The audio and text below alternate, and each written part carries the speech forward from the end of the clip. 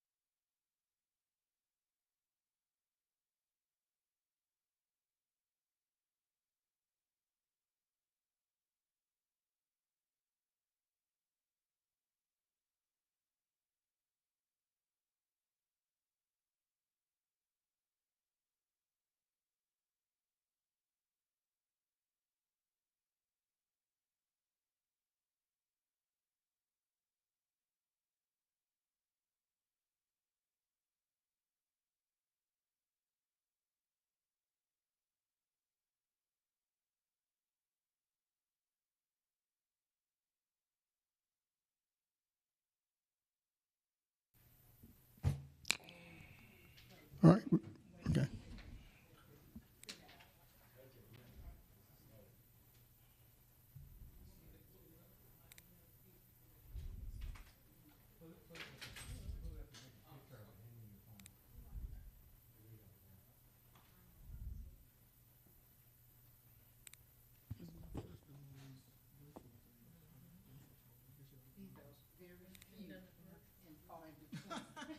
How did y'all manage during the pandemic?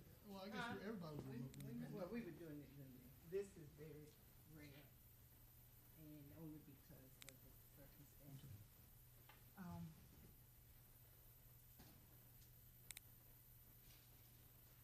You got it?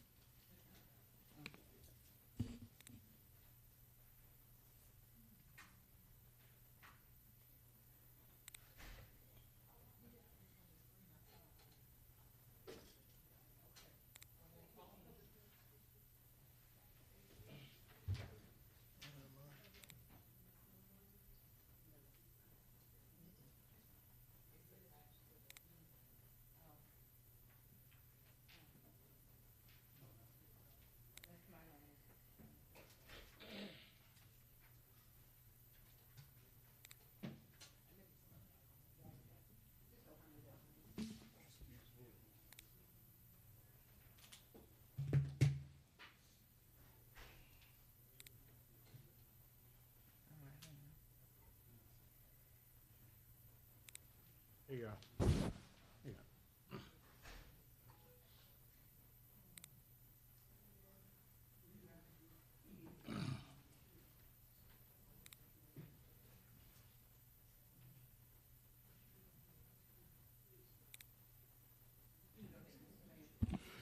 Good afternoon, everyone. Thank you for being here. Madam Clerk, I call this special call work session to order. Yes, sir. The purpose of today's meeting is to meet with the selected recruiting firm, Developmental Associates LLC, for clarification and details on Augusta's search process for the position of administrator, as well as to determine Augusta's visions, goals, and objectives. Thank you, Madam Clerk. I guess we're going to turn it over to Director Ruckert. Yes, sir. Hi, Director. Good afternoon, Mayor and Commission. We are here today with Development Associates, who is here to speak with you, prepared to answer any questions that you may have. This follows in line with our process, number 4 of our process, that allows the recruiter, headhunter, to speak with the Commission directly regarding your vision and how we intend to get through this process. So at this time, I'm going to turn it over to Dr. Stephen Strauss. Thank you so much, Ms. Roker. This is Steve Strauss, and I'm the president of Developmental Associates. We are located in Durham, North Carolina, and we have been operating for over 15 years here. And before that, I operated as a sole proprietor. We are delighted to be working with you all. We have conducted over 300 searches throughout the Southeast. Quite a few of those for managers, and we're very much interested in finalizing our plan with you all today. I'll just give you a little bit of background about myself. I'm a retired academician, but also a practitioner. I used to be an assistant city manager a long time ago. After that, I taught at UNC Chapel Hill in their Masters of Public Administration program, and then at North Carolina State University at their Masters of Public Administration program. While I was there at North Carolina State, I started Developmental Associates, and we're a firm of about 20 to 30 folks, and we're diverse in a variety of ways: race, gender, age, and also in terms of backgrounds, as you'll see when you meet my two colleagues who'll be working with us on this project. Whereas myself and my partner have an academic as well as practitioner background, both of these gentlemen, as well as many of our consultants, have a very intensive practitioner background. So, Trey, would you like to introduce yourself? Nathaniel, I call Nathaniel Trey. So Nathaniel, would you like to introduce yourself? Yes, thank you, Steve, and good afternoon to the mayor and council. Thank you for your time today. I am, as Steve said, Trey Davis or Nathaniel Davis. My background, just briefly, spent about 23, almost 24 years in law enforcement before going into my current role as an assistant city manager for the city of Greensboro, North Carolina. Been in that role for just over about four and a half years, roughly, where I oversee public safety. But I've also, for the last 6 months or so, had the opportunity to work with developmental associates in their efforts to recruit executives throughout the North Carolina area. And that's given me an opportunity to both work with on this side of things with developmental associates and recruiting. But also in my role as assistant city manager, I've been fortunate to utilize our developmental associates services to hire, I think, 3 police chiefs now and 1 fire chief. So I've got some intimate knowledge of how this process works. And again, just glad to be here with you today and willing to answer any questions I can. And Frederick. Good afternoon. Good afternoon to the commissioners, to the commission chair, and everyone. I'm Frederick Perry. I will be working with developmental associates in the process of finding your next county administrator. I have a background in both city and county administration, most recently as the deputy county administrator with the Douglas County Board of Commissioners. Spent several years, most of my background is in the field of human resources. So 10 years as the human resource director for the city of Douglasville, 8 years as the human resource director for the Douglas County Board of Commissioners. And prior to that, a number of stints with state agencies as HR generalist and a compensation and classification specialist. So very excited about joining the developmental associates to help find your next county administrator. And I look forward to working with you all. I'm a member of various organizations that will help with this search. ICMA, International City County Managers Association, Georgia City County Managers Association, the Society of Human Resource Managers, the Georgia Local Government Personnel Association. So I'm going to be working with all of those agencies to see how they can assist us with this search so that we leave. This will be a thorough, complex search, and we'll leave no stone unturned. So I look forward to working with you all. Thank you, Frederick and Nathaniel. Chair, my plan is to, we'd like to do 2 things with you all today.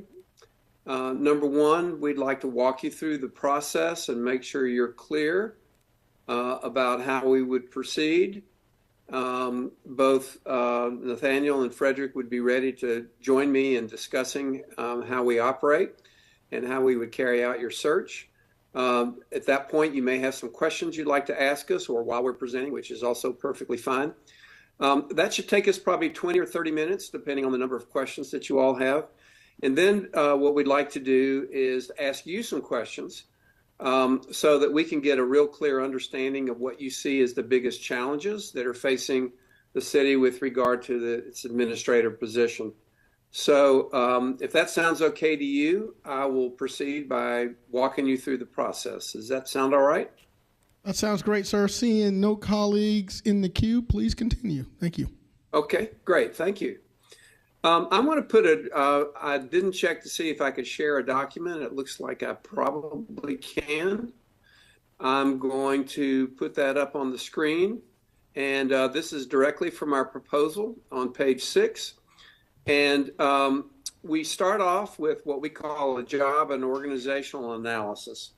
And I'm going to just immediately turn it over to Nathaniel to talk about that and explain what we do and whom we'd like to involve in that process. Thanks, Steve. Yeah, this is really the kickoff. This starts out your search and really supplants, what you're looking for and how you shape this opportunity. It allows us to engage not only with you, but with a few other components of your city that I'm going to talk about in a second.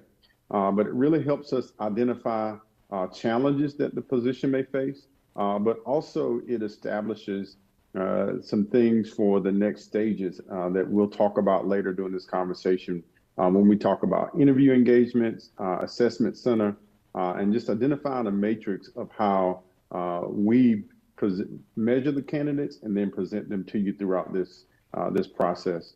The opportunity for input, of course, starting with you all as the council or commission.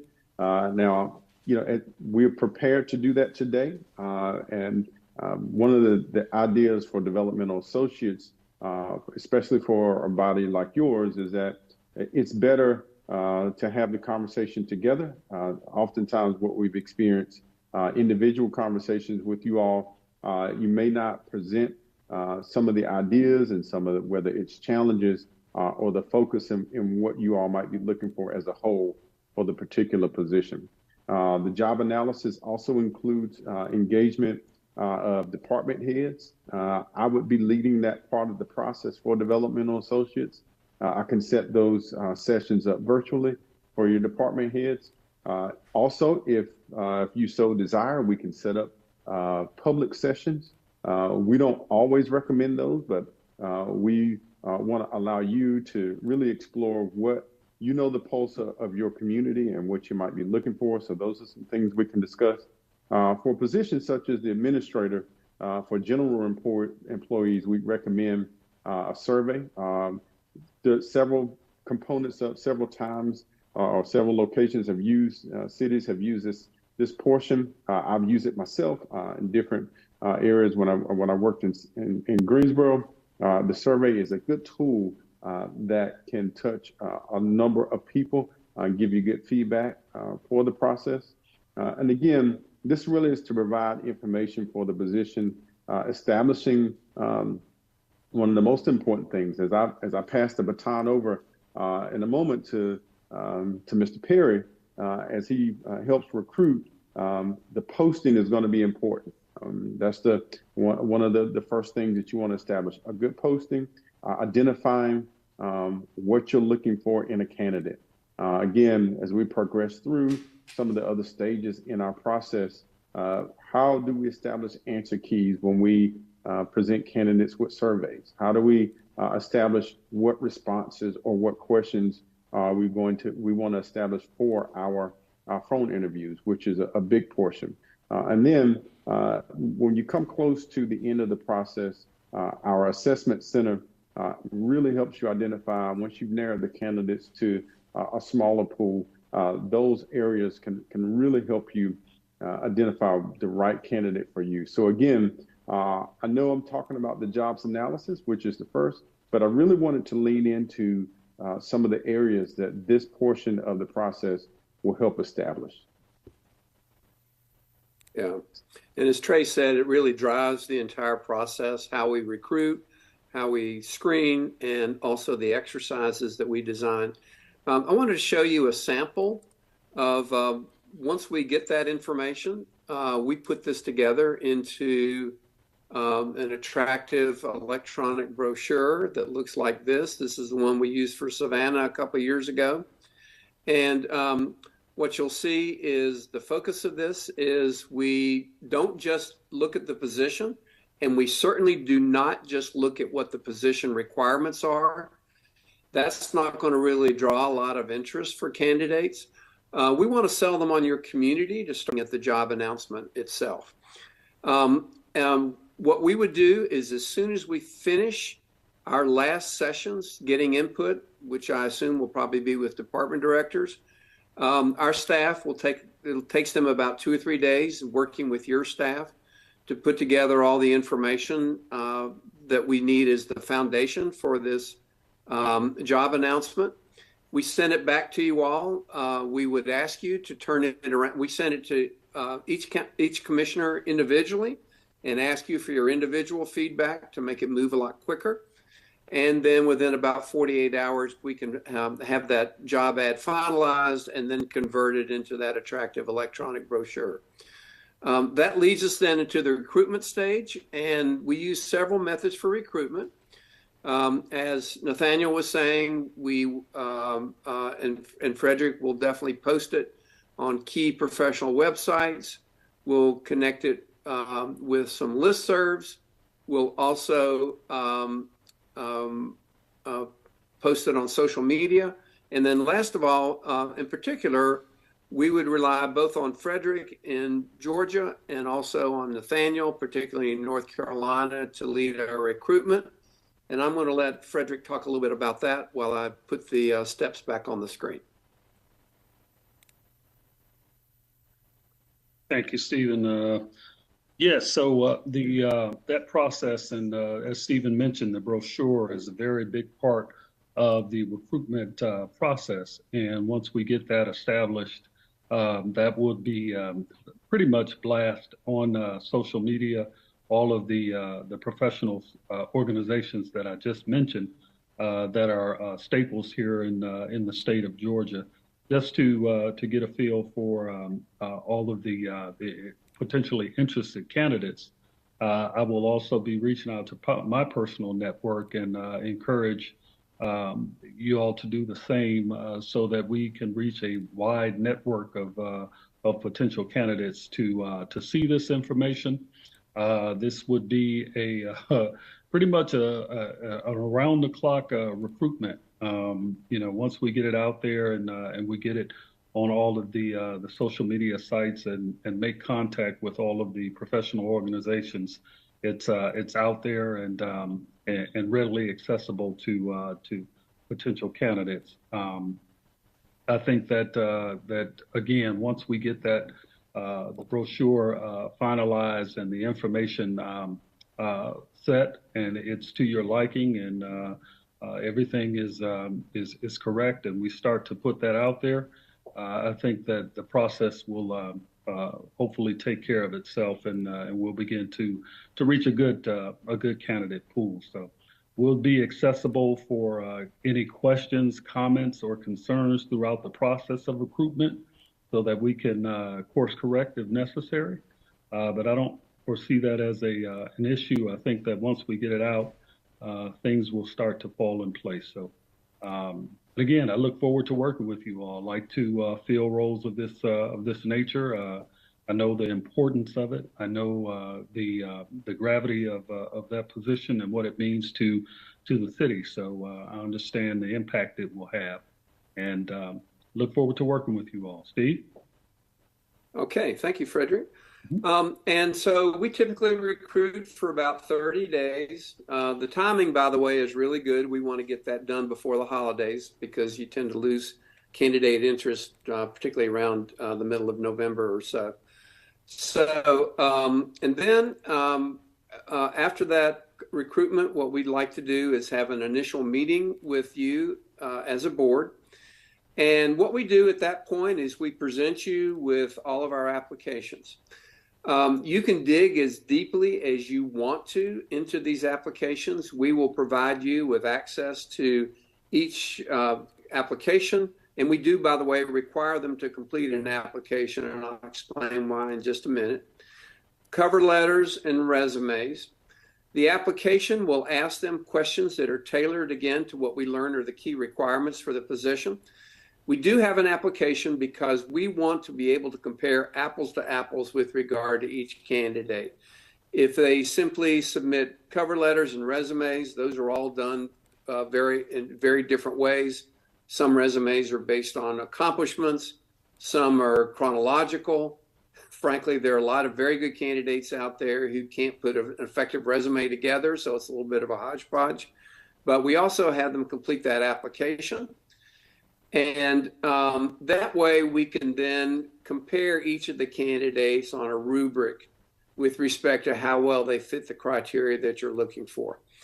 Our clients that have worked with us for some time, like Greensboro, Nathaniel's organization, have learned that our team does such a comprehensive job of screening and providing you with in-depth information that you can also simply focus on a spreadsheet that we'll send you that has all that information across the board on all the candidates. And we'll also do a Google search on each of the candidates, which will give you a link to any articles that we find in the public domain, but also a little summary of what those articles are about.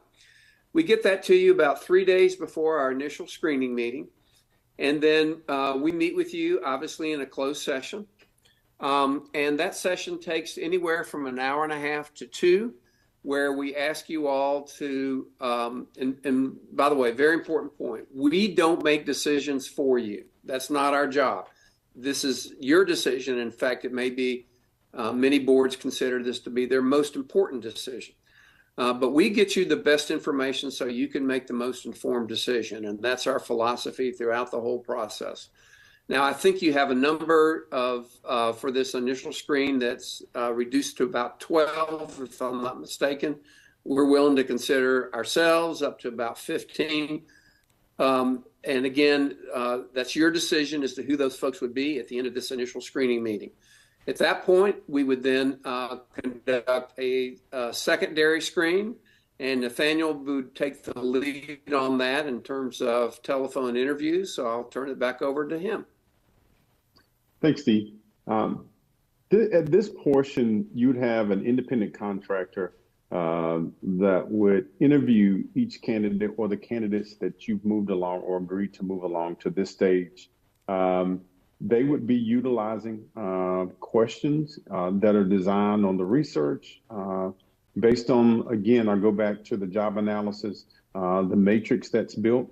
The interview process, I want to move my screen here so I could talk to you from the portions that we utilize with developmental associates for the interview process, which is quite detailed, but it allows us to provide you with a document or an assessment of the candidates that's consistent, but also maintains sight of what you're looking for.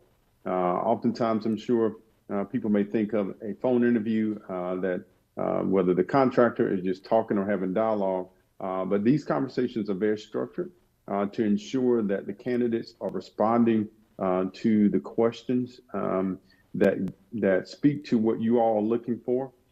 So these interviews are about 60 to 75 minutes long. We don't go any further than that so that we can stay within the parameters, again, of what you all are looking for.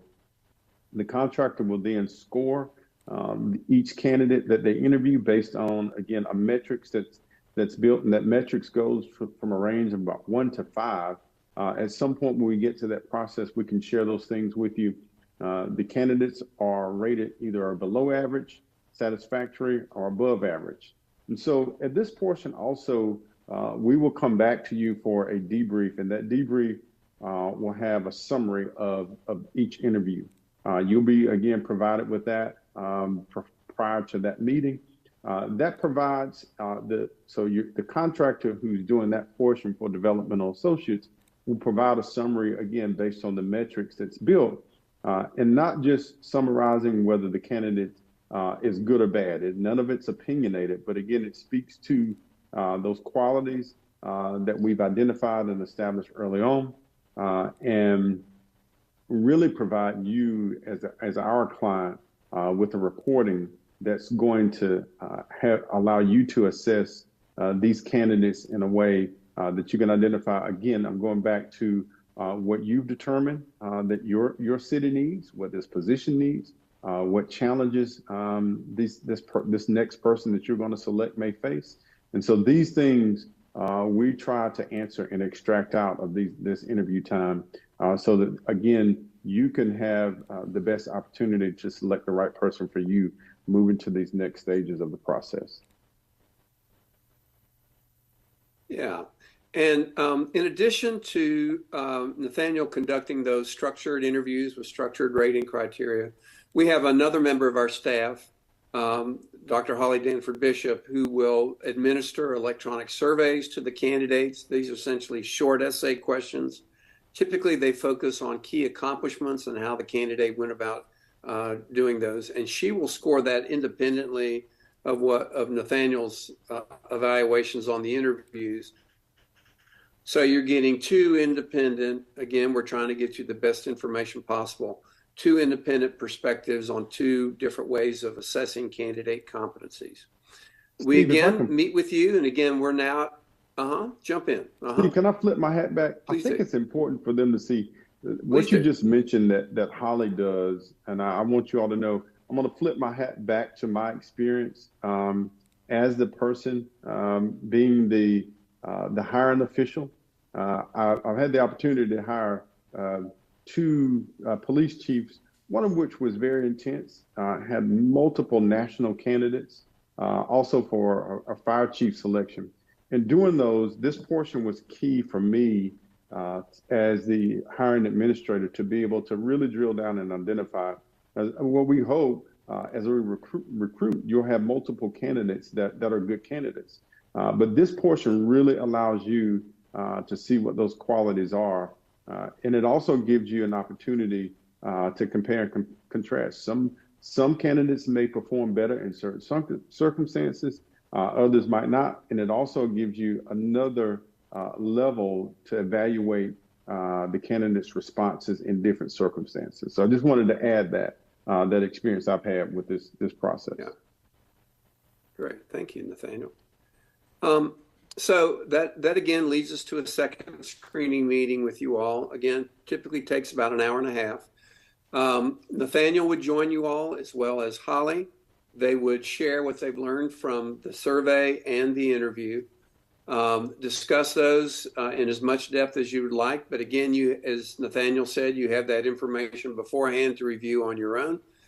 And at that point, we ask you to reduce the number of candidates down to no more than 5. It could be fewer if you want, but we can consider up to 5, who would then go through what we call assessment center, or the term we use more often now is a skill-based assessment. Let me talk a little bit about that with you all. The typical hiring process for a manager involves receiving applications to start with. Well, that's absolutely critical. But frankly, I would argue that when you review an application or resume, the main benefit you get out of that is ruling out who does not have the adequate background to do the job. Even if you have candidates that look fabulous on paper, they check all the boxes, got the education, background, experience you're looking for, that's great. We definitely want to consider those folks. But just because their application looks fabulous does not tell you anything at all about their competencies to do the job. Because they've got an outstanding application doesn't mean they can write, doesn't mean they can make a presentation, doesn't mean they can deal with staff. It's just a way of helping us to sort of sort through, to kind of rule out folks who aren't qualified versus those who actually do have the skill set that you're looking for. We also know that references can be a bit questionable. When people are supplying references, sometimes they're very reluctant to provide comprehensive information about a candidate other than they worked here from this date to that date. Sometimes you have to actually may question the motives of the person supplying the reference, how truthful they're being, or how in depth they really know the candidate's performance. So that's not a very sound way to evaluate candidates either. So what that leaves most organizations doing is most boards like yourselves, relying very heavily on interviews. Well, interviews, we argue, are an essential part of any process, but we also argue they are insufficient to fully assess candidate capacity to do the job. And here's why I would argue that. The interview is a test. If you think about it, if you've got a medical condition, you go to your physician. Let's suppose your back hurts. You go to his or her office. You go through probably at least 3 or 4 tests. A blood test, you go into his or her office for an examining room for a clinical test. After that, you probably get sent for an x-ray. After that, you probably get sent for an MRI, depending on those results. 4 different tests to assess what's going on with your physical condition. Whereas essentially most employers are relying on 1 test, the interview, to evaluate the candidates. Now, again, we see they're absolutely necessary. Nathaniel would conduct interviews as a screening process. At the end of our work with the assessing of the candidates, you're going to want to narrow it down to your top 2 or 3. Again, all these decisions are yours. And you're going to want to bring them in and meet them in person and have final interviews. But the interview as a test only elicits certain competencies. After you interview a candidate, you can guess about a lot of competencies, but you don't really know about a candidate's competencies except in 3 areas. A, you've directly observed their oral communication skills. You can observe their command of the English language. Second, you can find out what they know. So you can ask them questions about budgeting, planning, economic development, find out what they know in those topics. And third, if you use a best practice in interviews, you'll use what are called behavioral-based questions. Behavioral-based questions tend to put candidates in situations they faced in the past. Tell us about the most challenging supervisory situation you've ever had and how'd you deal with it. Not quite as robust, or questions that are hypothetical about the future. Let's suppose you're having X issue with your fire chief, How would you go about dealing with him or her to resolve those issues? When you ask that type of question, in addition to oral communication and knowledge, you can assess their judgment or their critical thinking skills. All the other competencies that employers think they can assess in an interview is completely guesswork. So let me give you some examples. They may speak very well and be very knowledgeable. You assume that they can write and put together an effective plan, which is something that they would have to do as the administrator. You don't know that at the end of an interview. And that's something, again, that's a key responsibility. They may have spoken well, been personable and knowledgeable in the interview. Does that mean they can presentation? They can make a presentation? Well, no, those are baseline skills for a presentation, but that does not mean the candidate has the ability to do the analysis and put together and deliver an effective presentation. And that's something they're going to have to do as your city administrator. And what's particularly misleading about interviews is you cannot assess candidate leadership skills in an interview. This is a very important point. You're going to want a great leader. All of our clients do. You cannot assess leadership skills in an interview. You can get leadership talk, you can get leadership philosophy, but you don't get leadership walk or leadership skills out of an interview. You can observe their leadership skills if they're dealing with other people to solve problems, like they could in a coaching role play exercise or like they could in a simulated meeting exercise. So we design exercises that simulate those key challenges like I just described.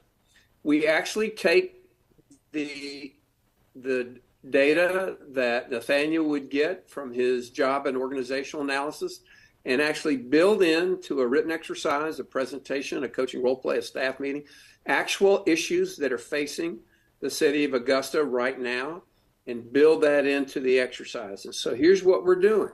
We're essentially putting the candidates through life as your city administrator, doing the kinds of things they'd be doing on the job, writing, presenting, coaching, running meetings, dealing with the actual issues they will be confronting on the job. That is the best predictor of candidates' performance other than them actually being in the position itself. The way we orchestrate that is we would use external assessors.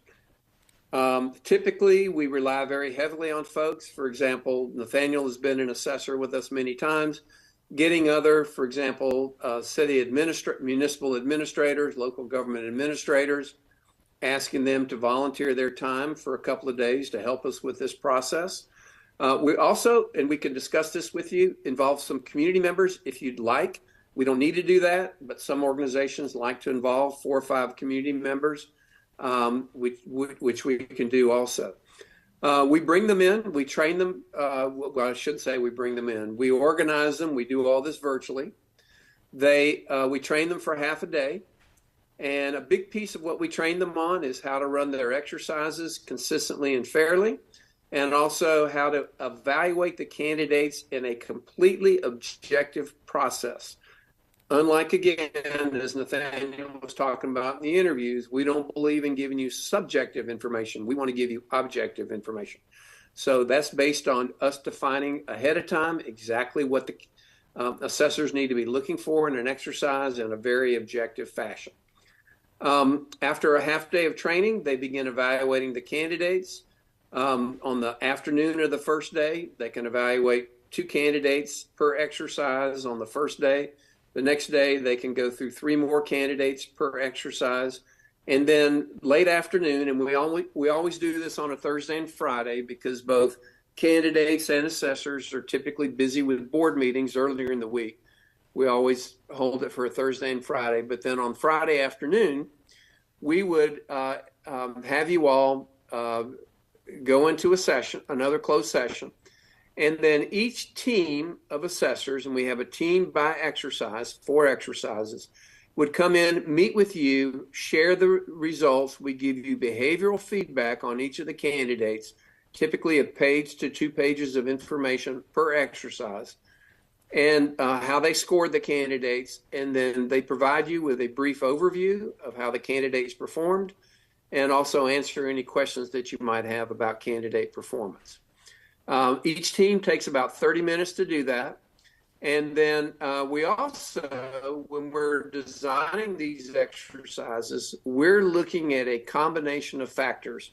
We're looking at their technical capacity to do the job, for example, write and put together a plan, present, analyze a budget, those kinds of things. We're also looking at emotional intelligence or leadership skills, how they problem solve, how they interact with others, how they deal with conflicts. You will have gotten that behavioral feedback from each of those exercises. And then when the assessors have finished, we also pull out the results of the emotional intelligence inventory, which is an instrument that's validated for employment purposes, so it can legally be used in conjunction with other methods. And we cross-validate what you all heard from the assessors about the candidate performance with what that instrument tells us about the emotional intelligence factors that could be assessed in that as well. What that does is it enables you to boost your confidence in the depth and accuracy of the results when those two come together, which they do about 90% of the time. At that point, we're ready to, if you'd like, to facilitate your discussion about whom you'd like to invite in for your final interviews. We can coordinate that with you all. When you're ready to make a conditional offer of employment, if you want us to help you work with you on facilitating the background investigation, we can do that unless you have someone that you want to work with on your who's affiliated with the city to do that. And the last thing I will just tell you is we wrap up everything that we do by providing executive coaching to the candidate, to the successful candidate, and if there's any internal candidate that applies who does not get the job, we'll provide coaching to them. We provide that coaching for a couple of reasons. One, we have a lot of in-depth information at this juncture about their behavior, their tendencies, their leadership approach, as well as their emotional intelligence. One of the beauties of emotional intelligence is anything that you learn about yourself with regard to emotional intelligence, you can improve on if you're committed to doing so. And so we want to support any internal staff that apply that don't get the job for their continued professional development. And obviously for your person that gets the position, we're invested in them just like you all are. We want them to be successful. And we do this as a way to help them hit the ground running, to help them be aware of all the great things that they've done, because obviously for the most part, they've been very effective at what they've done. But all of us have something to work on to improve, and we share that in the context of here's some key challenges you'll be facing in the position, and here's some things that you should be working on in order to handle those more effectively than what we've learned through the emotional intelligence and through the exercise. So I'll shut up at this point. I'm confident you all have some questions. So let us know what questions or concerns you may have at this point. Yeah, first of all, I want to give you guys, I guess, a thanks in that what you provided has essentially answered most of the questions that I have. You've been very detailed about, how you intend to market it. I guess a timeline moving forward. My question, you mentioned marketing it to organizations that specialize in city administrators, city managers. We have some great organizations in the state of Georgia like ACCG as well as the GMA. Is it your intention to also market this position there as well? And I can address that, Steve. Absolutely. Absolutely. I actually have ACCG on my list, and I apologize for not putting them out there. But yeah, the Georgia Municipal Association, Association of County Commissioners of Georgia, absolutely. They would definitely be a resource for us, and really our first points of contact here in the state of Georgia. As we begin to disseminate this information. So absolutely. All right, I don't see any of my colleagues in the queue. I guess my second question would be, and thank you for sharing the timeline. It seems very aggressive with trying to get this done prior to the holidays. Can you give us more of a realistic time as to how we move forward? You say starting day one versus about 35 days. What do you anticipate on a timeline as how we get started to start the first series of engagement with this body? Yeah, let me just share a little bit about the philosophy. I'm speaking to the choir on this. You all know what I'm saying. This is still a tight labor market. It's getting a little better, but it's still a very tight labor market. So once we begin a recruitment, we do want to move very agilely through the process.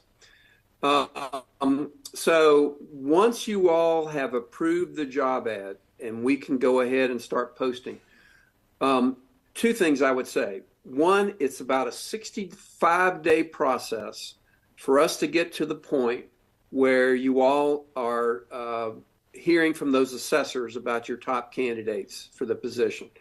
Typically, it's about 30 days to recruit, about 2 weeks to conduct a secondary screen, about 2 weeks later for us to implement the skills assessment. So 60 to 65 days roughly. We also would like to be able to, once we have the job ad approved, we would like to come back to you all right then and solidify a mutually agreeable schedule, a schedule that works with us, a schedule that works obviously most importantly with you, for that first screen, the secondary screen, and for that skill assessment. Lock it in so everybody knows what to expect, and that way we don't get off track with rescheduling meetings or anything like that. We move right on through the process. So when we say 65 days, we lock in on that right up front. One more thing I would add, so 3 points, is we also will be encouraging you all to schedule days to interview the candidates after your skill assessment very quickly after that. Ideally, late the week after, no later than early the week following, because once you've identified those top candidates, nobody wants to mess around and give them an opportunity to look at another job. We want to make sure that we can reel them in very quickly once you've determined who you're interested in. So did that answer your question okay about timeline? Yes, sir, it did. It did. So when do you anticipate us having a job description or ad posting prepared for us to approve or move forward with from today? Is it 10, 15 days? Oh, how long it will take? Well, Yes, if we can quickly schedule, again, we really want to meet, not only get your input today, we'd really like to very quickly schedule a meeting with your department directors. We always get another perspective from department directors, as you might guess, that adds to a lot of depth for us. If we can schedule that pretty quickly, I would say give us 3 days after that meeting, and hopefully we could do that within the next week. We can have that proposed job ad to you for your review. And again, what we normally do with the board is we say, all right, here it is. We need your feedback within 48 hours. The train's moving out of the tracks. If we don't get your feedback, we're moving along. But obviously, it gives each of you an opportunity to take a look at it and provide us with any suggested edits, anything that you want us to do to improve on that job ad. Does that answer your question okay? Yes, sir, it does. And then my last question, I still don't see any of my colleagues in the queue. How do we protect, I guess, the confidentiality of those who perhaps do not make the top 3 or 5, whatever number of candidates? Are we able to protect, those who are not selected? Yes. Confidentiality is huge, and I'm glad you brought that up. It's something we expect from you as elected officials. I will just tell you from time to time, we work with some elected officials that get involved in ways they shouldn't. And that really creates an issue for the reputation of your organization. And it also jeopardizes candidates. The way to think about this, every candidate but one is going to get turned down from the position. They have to go back to their home organization and continue to function well. If their name gets out as a candidate for Augusta, that can undermine their credibility in their current job. So that is a huge issue for us. We would actually be willing, if you all would be willing to do so also, to have each of you sign a statement of confidentiality starting out, that you're committing to protecting the names of the candidates and not to intrude in the process by, for example, by calling somebody to get a reference on a candidate. Again, we're going to do all that work for you. There's absolutely no reason for a board member to get involved in anything like that. In fact, anytime a board member does, it undermines the process and it undermines that candidate individually. And then with our assessors that we work with, I actually don't worry too much about them sharing confidentiality for a couple of reasons. One, they also will sign statements of confidentiality as a condition of participating in the process. We emphasize and train them on the laws in Georgia with respect to confidentiality, and they get it. These people, almost all of them, have moved from one organization to another during their careers, or at least considered it. And so we don't worry too much about professionals sharing information about candidates. And last thing I would say is we're very open. Those top 5 folks that would be invited to the skills assessment, we actually prepare them. We actually even have a virtual meeting with them ahead of time, explain the process. They're able to maintain their confidentiality. They're off camera, off microphone. They don't identify themselves in any way. And we explain all this and particularly emphasize how confidentiality would be protected. We know in Georgia, again, depending on the choices of the board, you may need to make public the names of your top 3 folks going through your final interviews. But up and through everything that we would do up through that point, and we would certainly expect that from you all as well, would be very focused on protecting the confidentiality of these candidates. And I will just tell you one other thing. If it turns out that candidate A's name gets out as a part of the process, candidate B might withdraw because they then feel vulnerable. So it really undermines everything for boards to get involved in any way with this process. So just want to emphasize that. Well, certainly, thank you guys. Certainly want to be cognizant of your time and that we're pressed against a commission meeting. I'm looking at my colleagues. Don't see anyone in the queue at this point. I guess, Director Rickert, I would call you up to wrap this up. Are we done? Okay. Well, gentlemen. Could I ask one more thing, sir? Yes, sir. I know you have another meeting coming up. While we have you, we would love to get your input for the next few minutes on those key challenges. Is that anything we could do in the next 20 to maybe 30 minutes, or are you short of time? We are short of time in that we have a commission meeting that actually starts in a couple of minutes, and we got a room full of folks. If you don't mind, I would encourage you to send emails to perhaps our clerk of the commission, where she could distribute to all of the members of the commission for them to share through an email. Is that appropriate? Do you think that would be something that you could accept? So share it via email. Is that what you're saying? Yes, sir. Okay. We could do that. as long as we can get a meeting with your department directors quite soon. And the other thing we can do is if you, we'll also offer you a telephone interview. If you would, if folks would feel like they could share more or be more in depth in that fashion, we can make both of those options available. I think that'd be great. I hope that our colleagues would be interested and open to a phone interview. So okay, that all sounds good. All that we'll make that happen. All of that can be coordinated through our clerk of the commission. Okay. And Ms. Rookert. Great. All right. Thank you. Well, thank you guys. Looking forward to the next steps. Director Rookert, thank you for coordinating this work session. Appreciate you guys. Looking forward to continued dialogue. And again, thanks for the information. Thank you so much. Have a great rest of the day. We look forward to continuing our work with you. Yes, sir. Thank you. Thank you. Right. Thanks, Nathaniel. Thanks, Frederick. Yes, sir. Take care now.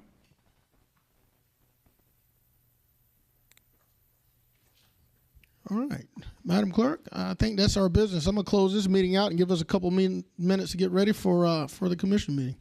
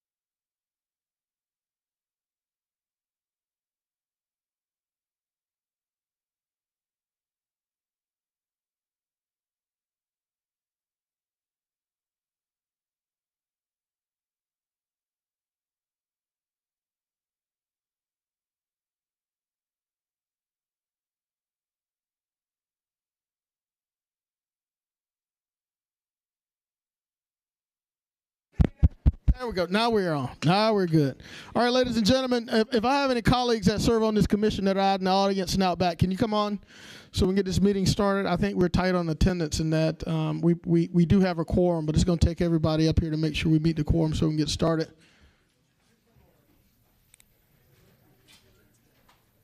So. Do what? That's up to you. You want to do it now? Let's do it after the. Okay, you got it. All right, Madam Clerk, ladies and gentlemen, thank y'all for being here today. I call this meeting to order. Madam Clerk Bonner. Thank you.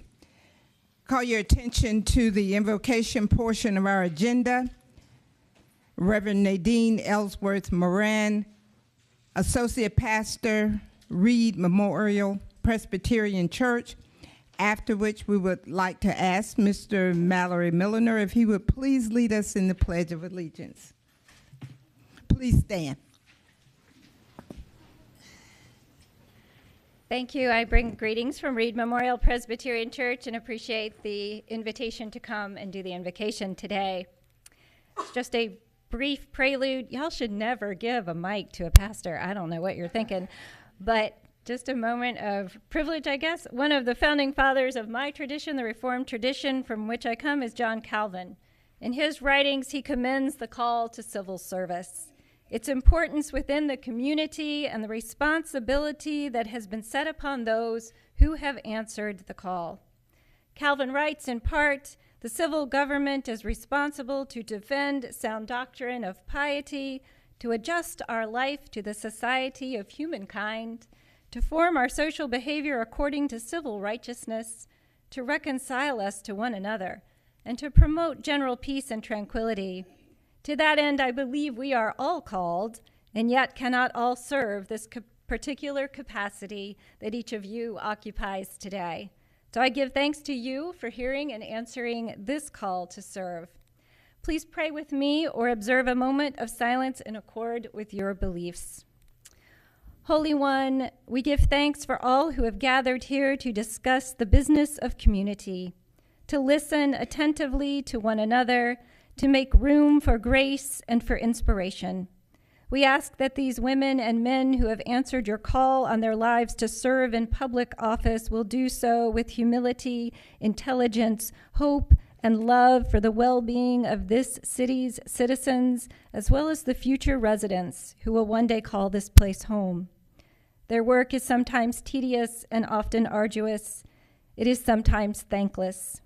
So today, Holy One, we ask your blessing on this meeting, on this work of nurturing the soul of a city, that you will give them wisdom as well as wise counselors, that you will give them patience, forbearance, and generous hearts.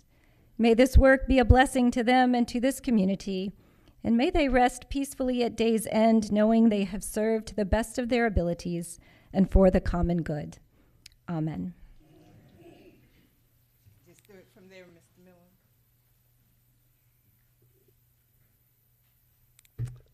I pledge allegiance to the flag of the United States of America and to the republic for which it stands, one nation, indivisible, with liberty and justice for all.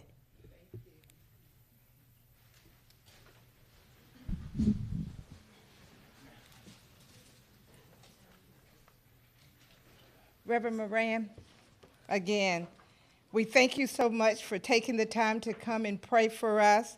We truly appreciate your thoughtfulness, and we value the spiritual insights and guidance you shared with us today.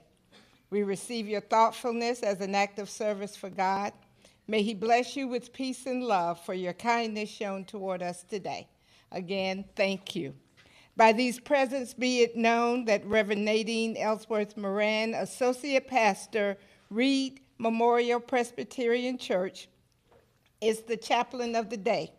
May her spiritual guidance and civic leadership serve as an example for all citizens of Augusta, given under my hand this 19th day of September, 2023. Garnett L. Johnson, Mayor. Thank you so very much.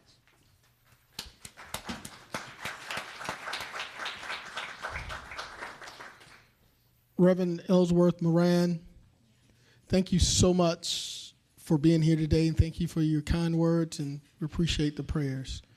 Madam Clerk, before we continue, I'm going to yield the floor for a point of privilege for the commissioner from the 2nd, Commissioner Stacy Pulliam. Thank you so much, Mayor Johnson.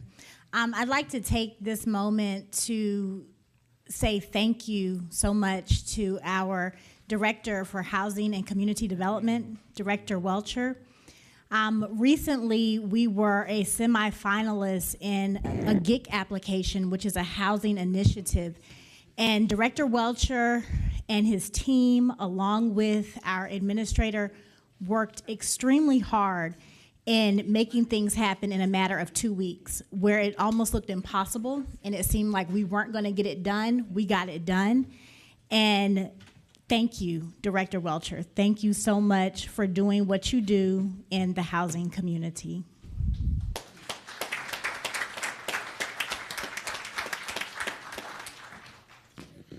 Thank you, Commissioner Pulliam. Madam Clerk, floor is yours. Thank you, sir. Call your attention to the recognition portion of our agenda. Item A, the Augusta Commission would like to offer its congratulations to Augusta's 2023 August Years of Service recipient, 25 to 50 years. Director Wood. Good afternoon, Mayor Johnson, commissioners, Madam Administrator, and citizens of Augusta. It's indeed a pleasure, excuse me, of the HR department to recognize our August Years of Service recipients today. For the month of August 2023, we had 30 employees celebrating 5 to 50 years of service with Augusta. This afternoon, we'd like to recognize our 25 to 50 years of service recipients. For the month of August, the total years of service and institutional knowledge being celebrated is 380 years of service. So congratulations again. I'm going to call several names, some of them of which are not here. So I'm going to go through the list fairly quickly. Karen Logan, Utilities, 25 years.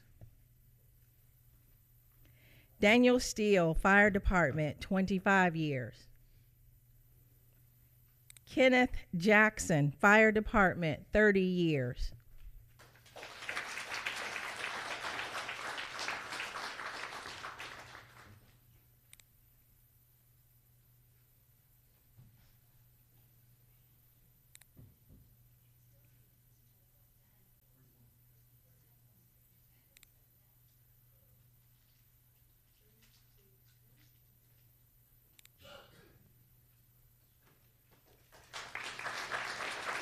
Mr. Larry Sinrod with the Engineering Department, 35 years. Again, congratulations to our August Years of Service recipients.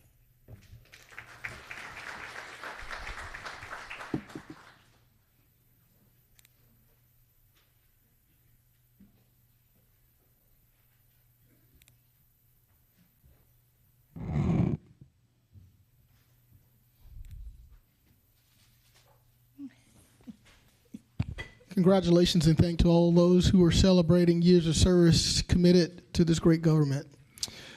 Madam Clerk, let's continue. Okay. That will take us to our delegation portion of the agenda. Item number B, the Greater Augusta Arts Council regarding public art update gateway sculpture at Sandbar Ferry Road, murals at storm drains at the Richmond County Board of Education schools, and upcoming sculptures and murals funded by private donations, businesses, and donations. Thank you very much. Greetings to the mayor and commissioners from the Greater Augusta Arts Council. The first update is on the SPLOST 7 Gateway Sculpture. We have developed a theme with neighborhood meetings of welcoming, as well as a spirit of industry and ingenuity in Black Augusta. So the RFQ is completed, set out by the Augusta Procurement Department. We had 6 applicants, and 4 were deemed to be excellent candidates who would be capable of creating and installing a large-scale, desirable sculpture at the Sandbar Ferry Gateway to the Augusta site.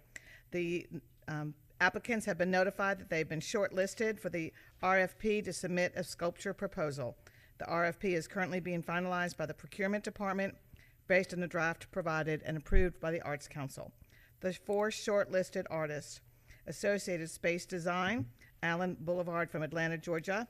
Mark Moulton, Outdoor Art Sculpture from Statesboro, Georgia. Metal Specialist of Augusta from Augusta, Georgia. And Gregory Johnson, Fine Art from Cumming, Georgia. And just so that you can picture, Gregory Johnson has a sculpture currently on, 2 sculptures on Riverwalk as part of the Downtown Sculpture Trail. The second update is the murals by Storm Drains at Richmond County Board of Education. After our successful installation of storm drain murals in downtown Augusta during Masters Week a few years ago, we started doing a project with Richmond County Board of Education and Finnissy Swamp. So we have completed projects at Goshen Elementary, Hepzibah Elementary, Hepzibah Middle School, Hepzibah High School, Warren Road Elementary, Westside High School, and Willis Foreman Elementary. Our next cycle of schools, which would be done during our fiscal year, which ends in June, would be Barton Chapel, Bel Air K-8, Butler High School, Cross Creek High School, Garrett Elementary School, Sewell Reynolds Elementary School, and Tutt Middle School. And you have some pictures from the first round of storm drain murals in your packets. The third update is the Twig Circle Roundabout, the original sculpture reflecting the history of Augusta's Black medical community.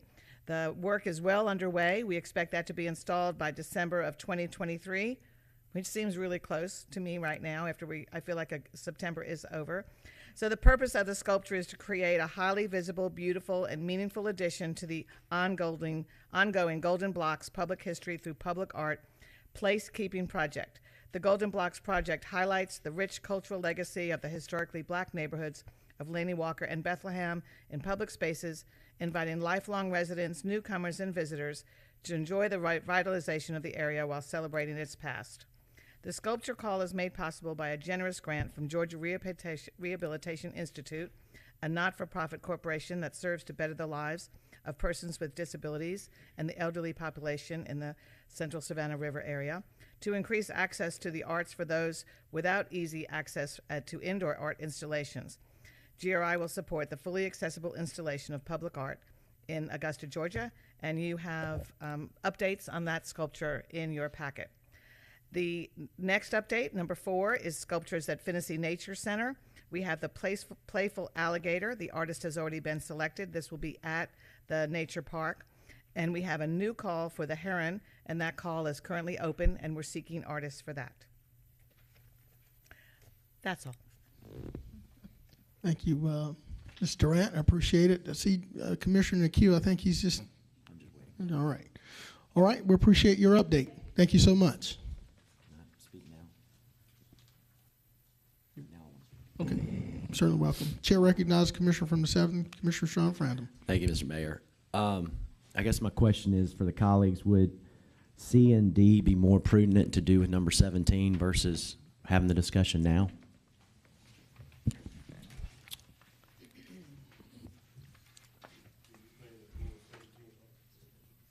Yeah. Yes. You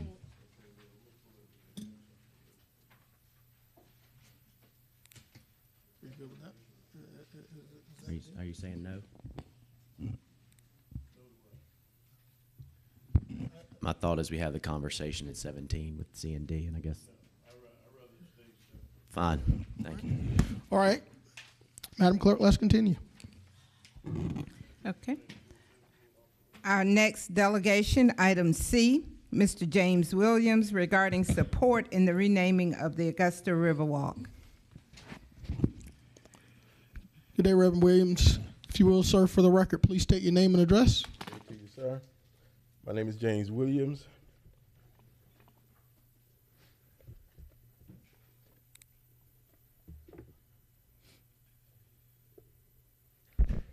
Madam Clerk. Yes, You need to, just your address, please. Beg your pardon? Your address for the record. I'm sorry. Okay. 3408 Pine Hill Road, Hesselby, Georgia. You got it. Sir, you have 5 minutes. Okay. On behalf of Hope, helping our people to excel, I wish to speak in support of naming Riverwalk for the Honorable Edward M. McIntyre. While we are focusing on Riverwalk, which he conceived and developed nearly to completion, Ed McIntyre was much more than the father of Riverwalk. He was Augusta's first black mayor and Richmond County's first black commissioner, and the first black chairman of the Richmond County Board of Commissioners. He was a local and state pioneer as well as a national leader. He founded GABIO, the Georgia Association of Black Elected Officials, and was its first president. And he served on the board of directors of the Black Mayors Association of Georgia and National Conference of Mayors. Riverwalk was McIntyre's idea, although he called it Esplanade Gardens. The James Brown Arena was also his idea, although he called it the Civic Center. Additionally, he was vice president of the Pilgrim Health and Life Insurance Company, Georgia's first black insurance company, and the largest black employer in Georgia. He founded the CSRA Business League, the Augusta Caucus, the Augusta African American Historical Society. Additionally, he founded Augustans Together to foster better race relations, and he co-founded Augusta Tomorrow to optimize Augusta's economic prosperity. Riverwalk should bear Ed McIntyre's name, not just because he conceived it, raised the money for it, and developed it, but also because of his visionary leadership and exemplary impact he had on the Augusta community. As a political and civic leader, he had no equal.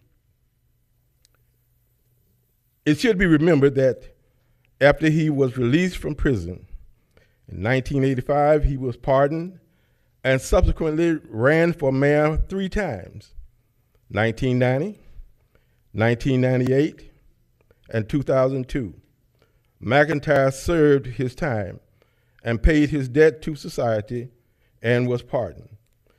While the pardon cleared his legal record, it did not restore his stellar reputation.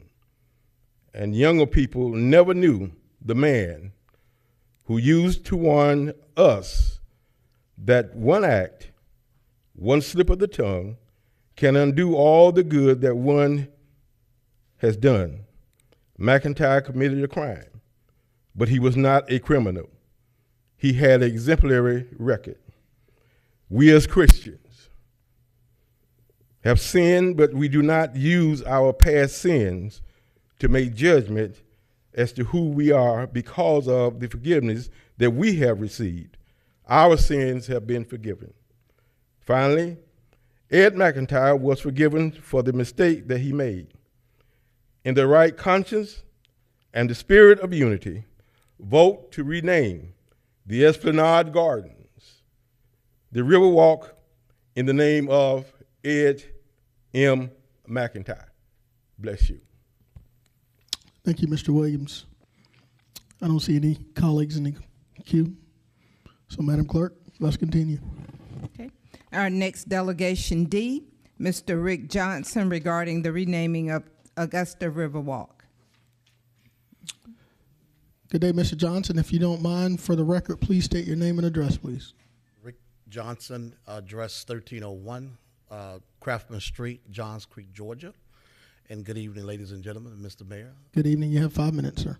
I'm here today to support the renaming of the Riverfront project after former Mayor Edward Marlowe McIntyre. Mr. McIntyre meant a lot to this community. Yes, one negative act do not ban the man of all of his good deeds. This community has flourished based on the history of Mr. Marlowe McIntyre. And part of that history is I would not be in Atlanta, Georgia, if it wasn't for Mr. McIntyre. Mr. McIntyre and former Mayor Maynard Jackson, when I moved to Atlanta, I was working with Wachovia Bank, and due to Mr. McIntyre, contacted Maynard, and Maynard said, I want him in my administration. And that alone, this great Georgian, this great citizen of Augusta, do need to be recognized at the Augusta Riverfront. And I hope that this commission this body has the courage, the fortitude to move this item forward as a vote. Thank you very much. Thank you, Mr. Johnson. Seeing no colleagues in the commission, in the queue, Madam Clerk, let's continue. Okay. I want to call your attention right now to our addendum agenda, item number 1. Do we have unanimous consent to add the addendum agenda? No, I know, but yeah, we're gonna do it. It's a gentleman that was mistakenly left off. Yeah. Dan Fox. He was just left off. Yeah, Is there any objection? to adding this. Seeing Okay. none, Madam Clerk, let's continue. All right. Item number 1 on our addendum agenda, Mr. Dan Funchi, regarding the naming of Augusta Riverwalk. Good day, Ms. Punch. If you don't mind, for the record, please, I need your name and address. Good afternoon. My name's Dan Funch, and I live at 2301 Allen Avenue, Augusta, Georgia. Thank you, sir. You have 5 minutes. Thank you. I'm coming to you this afternoon to ask you to refrain from changing the name of the Augusta Riverwalk. The name Augusta Riverwalk perfectly describes this landmark and builds on the city's brand. The proposed name will not feature the word Augusta and obscures the connection between this feature and our city. Recently, a former commissioner came here and asked that you forgive and forget. Now, that is an entirely appropriate response to a personal offense. Indeed, God himself commands that we forgive. The same forgetting is perhaps not so true of societies. It's a mistake for communities to turn their eyes away from wrongdoing. Our entire society, from the federal government to the local government, is engaged in a difficult reappraisal of situations precisely where society had once averted its vision and memory from the wrong. Fort Eisenhower, Freedom Bridge, the former Sammy Sias Way, all testified to the contemporary desire to face the realities of the past. Furthermore, the wrongdoing that is referred to here was not a personal, private affair. It was specifically an abuse of the power and authority entrusted to the mayor. It is because this offense was an offense committed by an individual in his capacity as a public service that it should not be forgotten or overlooked. I would suggest to you that to refrain from renaming the Augusta Riverwalk in no way tarnishes either the name or reputation of our former mayor. We've just had 2 people tell us how important that man was to the Riverwalk, to our city, indeed to the whole state. I'm simply asking that you let it be as it is. So I ask you to remove motion 17 from the consent agenda. And I further ask that no one make the motion, or perhaps that it failed to receive a second, or if seconded, that you failed to approve it. Thank you. Thank you, Mr. Funch. See no colleagues in the commission queue. Madam Clerk, let's continue. That takes us to our last delegation, item E. Mr. Brian Green, regarding review pre-existing neighborhood ordinances or to implement more robust or effective ordinances. Good day, Mr. Green. I think they're setting something up for you. If you don't mind, for the record, please state your name and address, please. Brian Green, 2429 Mount Auburn. All right.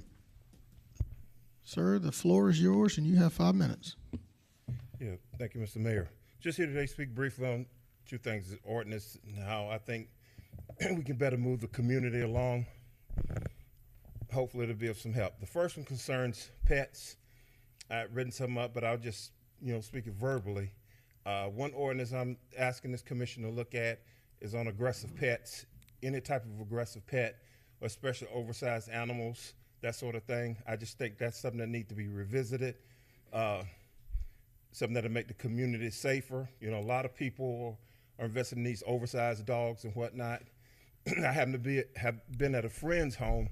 Her little dog was attacked, and the dog would have killed her dog. He was shaking him. He would have killed him, but the owner happened to run out there and, you know, break him up or whatnot.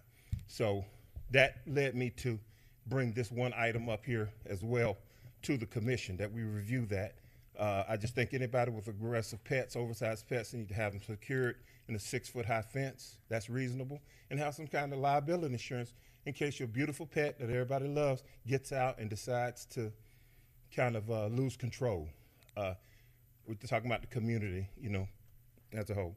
The next thing is concerns not an attack or not discrimination against a certain members of our community.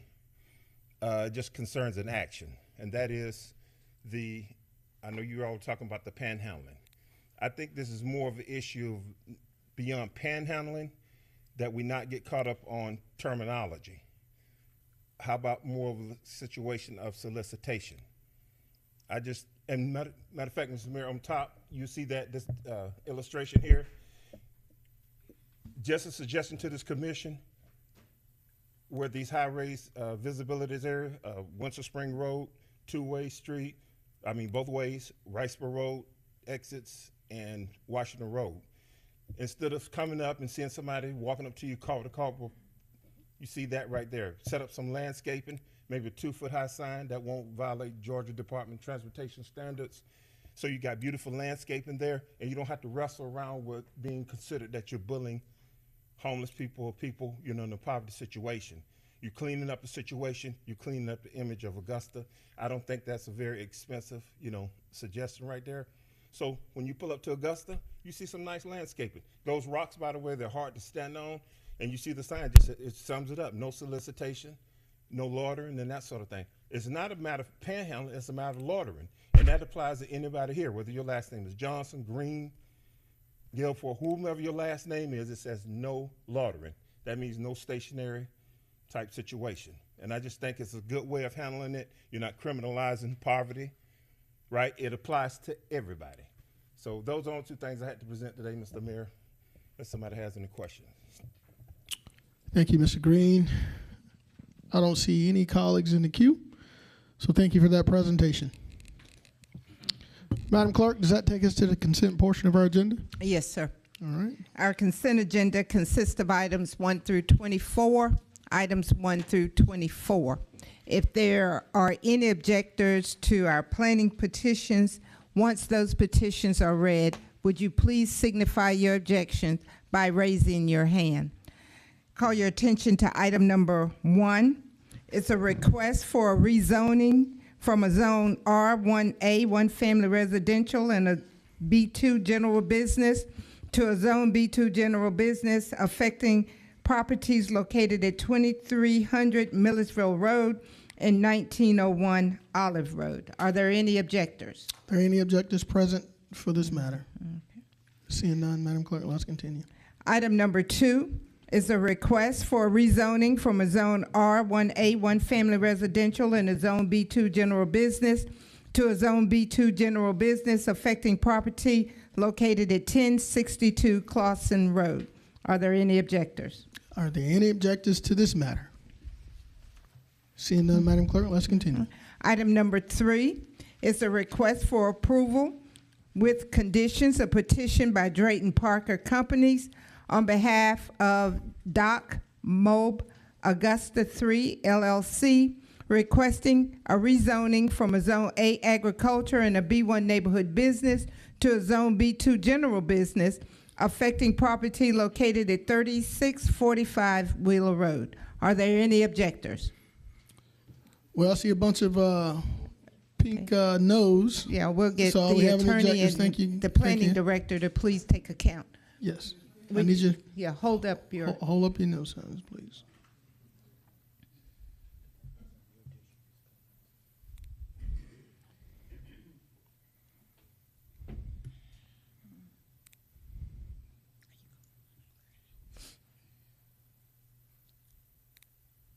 What's the count? 30? 30. 30 even. 30 objectors. 30 objectors. All right, you guys will be given a chance in just a minute. Commissioner Johnson, I see you in the queue. Is there anything you need right now? You still on hold, okay? Madam Clerk? Okay. Do we need to do the supporters? Do we need to do the supporters? Okay. Are there any supporters of the rezoning petition? Are there any supporters for number 3 in the audience? Is anybody in support of this? I see one hand. One. I see one. I want to see one supporter. All right. Item number 4. If there are any objectors, would you please signify your objection once the petition is read? To approve with conditions a petition by Drayton Parker regarding a rezoning from a Zone B1 neighborhood business to a Zone B2 general business affecting property located at 1924 Barton Chapel Road. Are there any objectors? Any objectors? And please note this is a different address. Are there any objectors to the Barton Chapel Road address? Madam Clerk, I don't see any. Okay. No objectors. Okay. Call your attention to the public service portion of our agenda.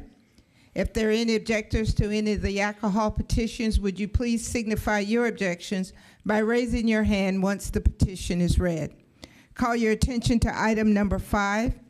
It's to approve a new ownership existing location for a retail package beer and wine license to be used in connection with Country Corner, number 10, located at 3735 Mike Paget Highway. Are there any objectors? Any objectors to this matter? Seeing none, let's Okay. continue, Madam Clerk. Item number 6 is a request to approve new ownership existing location for a retail package beer and wine license to be used in connection with Good to Go 6, located at 3671 Peach Orchard Road. Are there any objectors? Any objectors to this matter? Seeing none, let's continue. Okay. Item number 7 is a request for a new ownership existing location for an on-premise consumption liquor, beer, and wine license to be used in connection with First Watch, number 6023, located at 630 Crane Creek Drive, Suite 405. Are there any objectors? Any objectors to this matter? Seeing none, let's continue, Madam Clerk. Item number 8 is a request for a consumption on-premise liquor license to be used in connection with Manny's Sports Off-Broad, located at 215 10th Street. There will be Sunday sales. Are there any objectors? Any objectors to this matter? Seeing none, let's continue. Okay. Mr. Mayor, members of the commission, our consent agenda consists of items 1 through 24 with 30 objectors to item number 3 and no objectors to our alcohol petitions. Our consent agenda again consists of items 1 through 24. Thank you, Madam Clerk. I see Commissioner Jordan Johnson. I yield the floor to you, sir. Thank you, Mr. Mayor. I'd like to delete item 22 from the agenda indefinitely. I want to, as we're removing this from the agenda, I want to thank the commission for agreeing to step up to help out with this issue that we're dealing with the homeless here in Augusta, Richmond County. The Garden City Rescue Mission had a goal to reach, and not only did they reach it, they exceeded it. And so the commission, well, not the commission, but the department, Housing and Community Development, has gone to the table to talk about how to be better partners with that organization and others as we continue to, help our homeless in Augusta, Richmond County. So we'll delete that item. And Mayor. Thank you, Commissioner. Yeah, Yeah. like, Three, it should be pulled in that there's objectors to it, so we got to discuss it, correct? So who's pulling it? I'll pull it.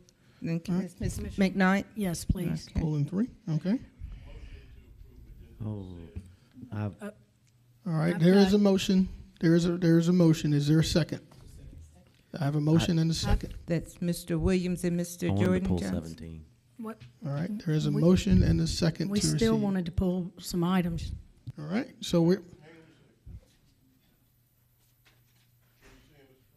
I'd like to pull agenda item number 17, and you can pull 16 and 18, because I know you're going to. Yeah, I want to pull 16 and 18. all right, Madam Okay, Clerk. Mr. Franham is pulling 17. 17. Mr. Williams, you're pulling 16 and 18? Yes, ma'am.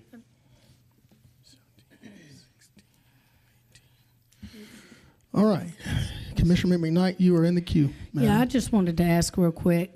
Seems like, is there any way we don't have all of our colleagues here today? And two of the items, 16, 17, and 18, about a month ago, a little over a month ago, one of those items was Commissioner Guilfoyle's, and the other one, if I'm not mistaken, was Commissioner Garrett's, and they're not here, along with Commissioner Mason. Is there a way that we could take 16, 17, 18 and put those on hold and delete them and put them for further, move them to 2 weeks from now, please? Madam, if you'd like, you could state that in the form of a motion and see if we get approval on it. Yeah, I'd like to make a motion to move 16, 17, 18 to 2 weeks from now so that we can have our colleagues available, so that they can be voting on these too. I don't think you can do that. Okay, well, all right. Well, Attorney Brown. That would be an improper procedure. Improper procedure, so unfortunately cannot. Once they become pulled, as has already been requested to be pulled, once they become pulled, once you get to the agenda item, then any commissioner can make such a motion or any other motion they would like to do regarding that matter. Okay. All right, so Commissioner Johnson, you are in the queue, sir. Thank you, sir. I just have a parliamentary inquiry. After a motion has been motioned and second, is it proper for us to go in and do items outside of whatever that motion was and seconded? Attorney Brown. Because we had already made the motion.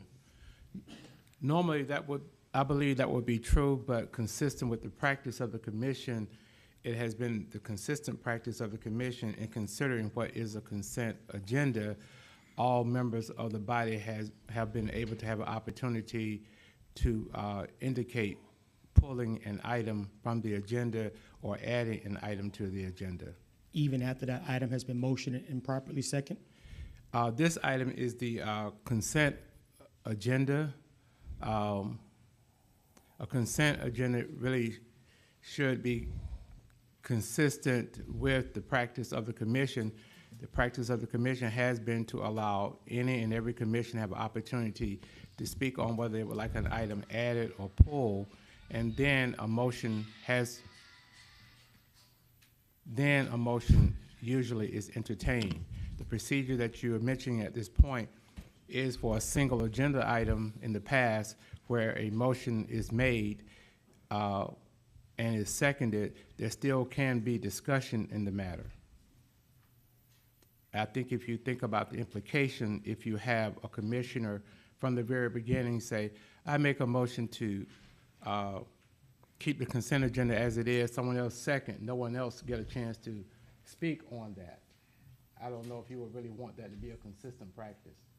Well, I was just simply asking because I knew in times past, there were motions to call for the question and then comments weren't allowed after, and just want to make sure that we're on board with our protocol here. But if that's the ruling, then I'll accept that ruling. Yes, sir. I just want to say one thing. I certainly do not disagree as an agenda item. This is not a motion pertaining to an agenda item. This is a motion pertaining to an entire section of the agenda. Got you. Thank you, sir. Thank you, Mr. Mayor. You're welcome. Commissioner from the 5th, I see you in the queue, sir. I'm good right now. You're good. All right. So, Okay. Madam Clerk. Yes, sir. I just wanted to ask if there are any objections to adding item number 2 under our addendum item for deletion. For deletion. Is that okay? Are there any objectors? Okay. No objectors. No objectors. All right. All right, colleagues, before us, we have a consent agenda. Can I receive a motion if everybody is satisfied and pleased? So what are we doing? I'm sorry. Just for clarity, that's Yes, number 26. It's not it's number 26 on the as a number deletion. 26. Yes, sir. Okay, That's just for on clarification. To be deleted. Yeah. And, well, in fact, he wants it rescheduled for our next meeting. But Thank you. All right. So, looking at the current consent agenda, I think I have a motion. Okay. Is there a second? Do we need to reread it? We're good. On the screen, all right, we're good. Good. All right, so we have a motion and a second. We're voting.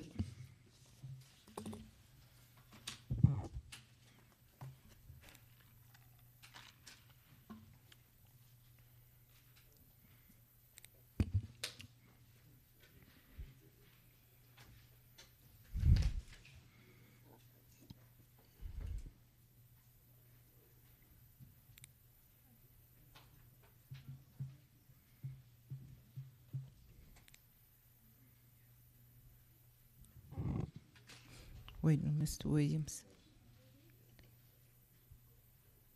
Mr. Williams.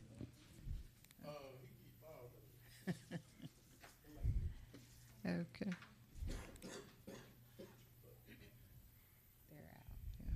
That motion carries. It's unanimous. Thank you, Madam Clerk. Before we start, I just want to remind the public that today we're going to be discussing some very sensitive data information regarding our community. I ask that everyone be respectful. You will be given an opportunity to speak. We don't want any outbursts in these chambers. Please be respectful of the process and be respectful of this body. So with that being said, Madam Clerk, let's go top to bottom. Okay. That would take us to item number 3. It's a request for rezoning from a Zone A agriculture to a Zone B1 neighborhood business to a B2 general business affecting property located at 3645 Wheeler Road. Director Delaney. All right, good afternoon.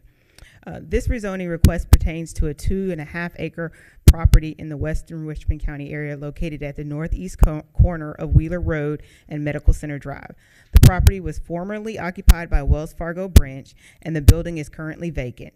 The applicant is seeking to demolish the existing building and redevelop the site into a Parker's Kitchen convenience store. Currently, the site has split zoning with agricultural and B1, which is neighborhood business. The property must be rezoned to B2 in order to allow for the proposed convenience store. The Planning Commission recommended approval with 6 conditions. At this time, I can field any questions. Are there any questions from my colleagues? I see Commissioner McKnight from the 3rd. Yes, I'm going to allow a constituent of mine to be able to have a chance to speak. She will have an opportunity in just a second. And then I'm going to ask traffic and engineering to speak up as well. Yes, ma'am. All right. Chair recognizes Commissioner from the 7th, Commissioner Phantom. Can you state the 6 conditions that you mentioned, please, for the record? Yes, the 6 conditions are: approval of the rezoning request shall not constitute approval of the conceptual site plan submitted with the application. Site plan approval in compliance with the site plan regulations of Augusta, Georgia is required prior to commencement of the construction on the property. Condition number 2, development of the property shall comply with all development standards and regulations of Augusta, Richmond County, Georgia, as amended at the time of development. Condition number 3, no new access point shall be added along Medical Center Drive. Condition number 4, auxiliary lanes will be added at the discretion of the engineering department. Condition number 5, all mature trees and landscaping shall be preserved. Condition number 6, the overall design and site plan must comply with Augusta Traffic Engineering. This concludes the recommendations and the conditions from the department and the Planning Commission. Is there any form of truck stop at this location? No, sir. Is there any residential next to this location? No, sir. Thank you, Mr. Mayor. Thank you, Commissioner. All right. Obviously, we have an opportunity to allow the petitioner as well as those in opposition to speak. So I guess we're going to start first with the objectors. So I think we have, is there a representative present? Madam, if you will, please come. I'm going to ask you to come all the way across the room if you don't mind.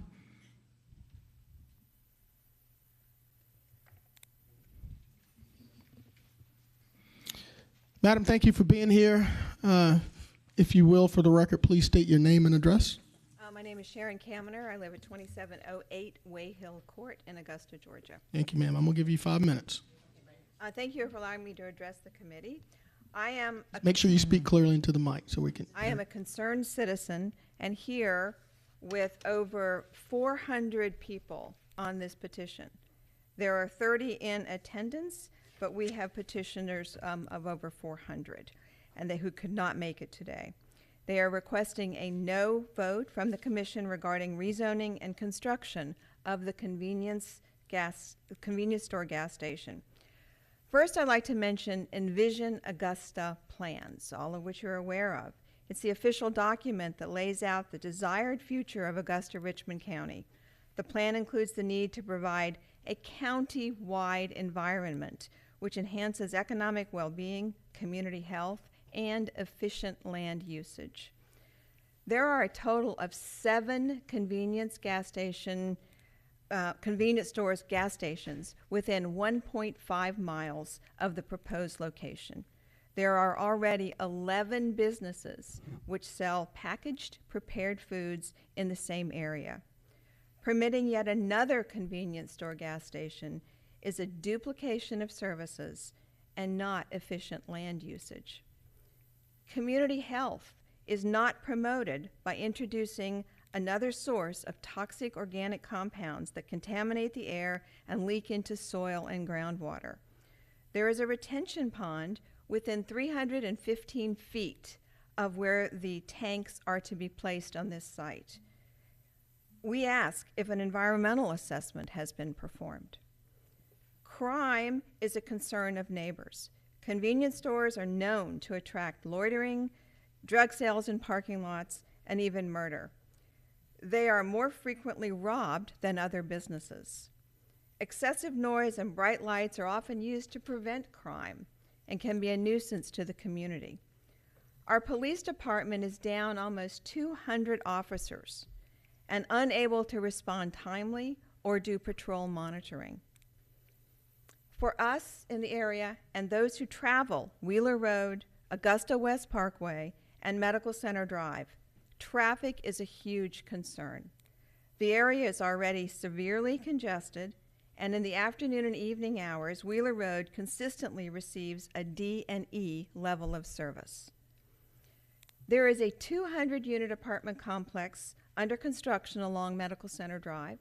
There are 150 single-family homes being developed along Augusta West Parkway, and another 200 homes being developed on Wheeler Road. All of this traffic will enter Wheeler Road, and the impact is not yet felt or counted. A traffic study was commissioned by Parkers, the group that planned this development. The study used historical data and future assumptions. Growth rates for Richmond County in this study were noted at 0.5% for the period between 2020 and 2050. According to the Envision document, in the same period, they anticipate Augusta growth at 1.1 to 1.56%. A historical 5-year growth rate was used for Wheeler Road. Well, that may have been 5 years ago before development. And that number that was used in the traffic study is a negative growth pattern for Wheeler Road, minus 2.1%. How is this possible? And now there are 400 new residents already planned that will enter that traffic. So the traffic study, as originally submitted, had 3 access sites. And you've already heard that from the planning committee that that's not allowed. You have 1 minute. Thank you. The future projections are incorporated, and those are sketchy. And they identified the need for multiple access turn lanes that are not available at this site. And yet the traffic study says it's acceptable to build there. We residents of Augusta are asking why a gas station convenience store that duplicates services, is known to attract crime, bring health risks, along with increased traffic to an already severely congested area, should be supported by our local government. You were elected to protect the interest of our people and the city as a whole, to provide thoughtful and coordinated planning of future development. The present proposal does not meet these goals, and we who are here and those who signed the petition ask for a no vote. Thank you. Thank you, Madam.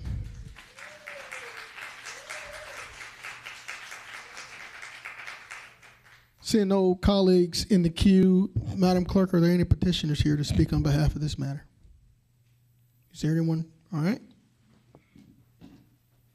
I see a couple folks. I'm going to let this other gentleman get to the mic. If you don't mind, sir, for the record, I need your name and address, and I'm going to let you guys split 5 minutes, okay? Sure. All right, you got it. Name and address. Thank you, Mr. Mayor, members of the commission. My name is Daniel Ben Israel. I'm the real estate development manager for Parker's Kitchen, 17 West McDonough Street, Savannah, Georgia. First of all, thank you all for allowing us to speak. We did meet with the residents of Hill Creek to discuss this development, and in an attempt to answer their concerns. We understand that they still have concerns regarding the traffic, for which reason we actually asked our traffic engineer who conducted the traffic impact analysis on our behalf to attend tonight's meeting. He's here with us now, and he's prepared to answer any questions that you may have, as well as I'm able and prepared to answer any questions that you may have regarding our petition. Thank you, sir. I see one more gentleman behind you. I'm going to let him come up and speak for the record before we let your traffic engineer say a few words. Sir, if you will, for the record, please state your name and address. Yes, my name is Troy Jordan, 1121 Johns Road. I have a question on the zoning clarification from Ms. Delaney. Yes. The property is zoned B1 currently with a sliver that is agriculture. Is that correct? That is correct. And in a B1 zoning, does that allow for a convenience store? You can have one with a special exception only. Okay, and the going from B1 to B2 is just for the 24-hour operation. Is that correct? That's one of the benefits of going to it. There are multiple. Okay. But the majority of the site is B1 and it's just a special exception, is that correct? It's a okay. a B1 with a special exception would be required to have a convenience store, but it would not be 24 hours with a B1 special exception. Thank you very much. Thank you, sir. All right.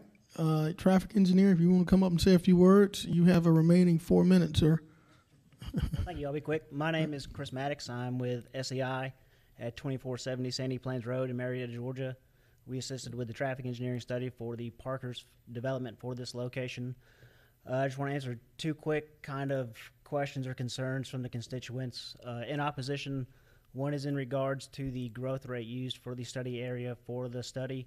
An overall growth rate of 1% was used to project future traffic in the area. I understand that the negative growth rate in the report was calculated from data that was at a Georgia Department of Transportation count station on the roadway, so that was just a mathematical equation that showed what was reflective on that one roadway, and then we looked at multiple in the area to kind of calculate what would be used in the area, along with projections from the census and the governor's population estimates for the future. So an overall growth rate of 1% was used for the area. And then in regards to the auxiliary lanes, for operations, the intersections operate acceptably without the lanes. The daily turning volumes accessing the site would indicate that auxiliary lanes should be considered to be used to get traffic to turn into the facility, but it was shown through analysis that it wasn't necessarily needed for the driveways and roadways to operate in an acceptable manner. So I'll go ahead and retire on that unless there are any other questions. All right. Are there any questions from my colleagues on the commission? All right. Chair recognizes Commissioner from the 7th, Commissioner Frampton. Thank you, Mr. Merrick. Your last comment, the auxiliary roads, they're not, excuse me, I'm not well today. They're not required, or are you willing to do them? So, Mr. Mayor, members of the commission, if I may, the improvements that were recommended, there's an issue with the capacity for this site and the adjacent properties to accommodate some of those improvements that were recommended in the study. We do understand from our communication with the traffic department that there are planned improvements to this intersection that will greatly improve the capacity and level of service at the intersection. And I'll defer to the county's traffic engineer to go into further detail about what those improvements are and the timeline for having those constructed. Yeah, I think, Mr. Mayor, that's what I would like to hear from the department heads, so see if there's anything that we could put in to this project based on the changes that are about to happen on that road. Thank you, Commissioner. I'm going to acknowledge Director Delaney. So, good afternoon again. We have already been in communication with the engineering department. There is a project already scheduled and underway. Of course, our traffic engineer, John Usry, has some comments that he would like to add to the project in regards to the traffic study and the impact. Mr. Usry, you had the floor, sir.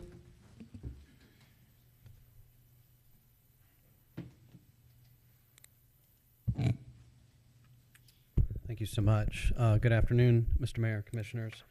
I know some details and some specifics of the traffic study have already been discussed, but what I don't want to lose sight here is the overall picture of what this traffic study paints as far as the what may occur at this intersection in regards to traffic with this development. So I have a few bullet points here I'd like to go over with the commission to try to help you just better understand what impacts may occur due to this development. So is there any way you can put that on the screen for the general public to see your bullet points?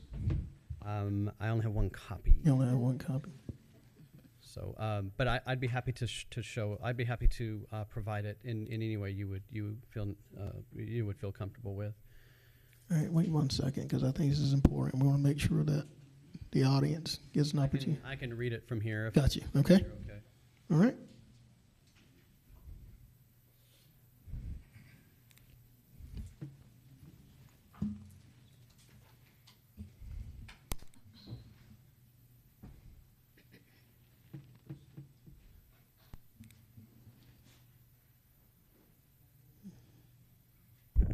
So I'll All right. do my best to.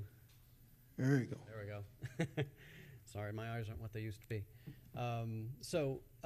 My purpose here today is to just give you as much information as I possibly can to summarize this quickly. I know we don't have a lot of time, and we don't want to be here all afternoon. So let me go through this very quickly.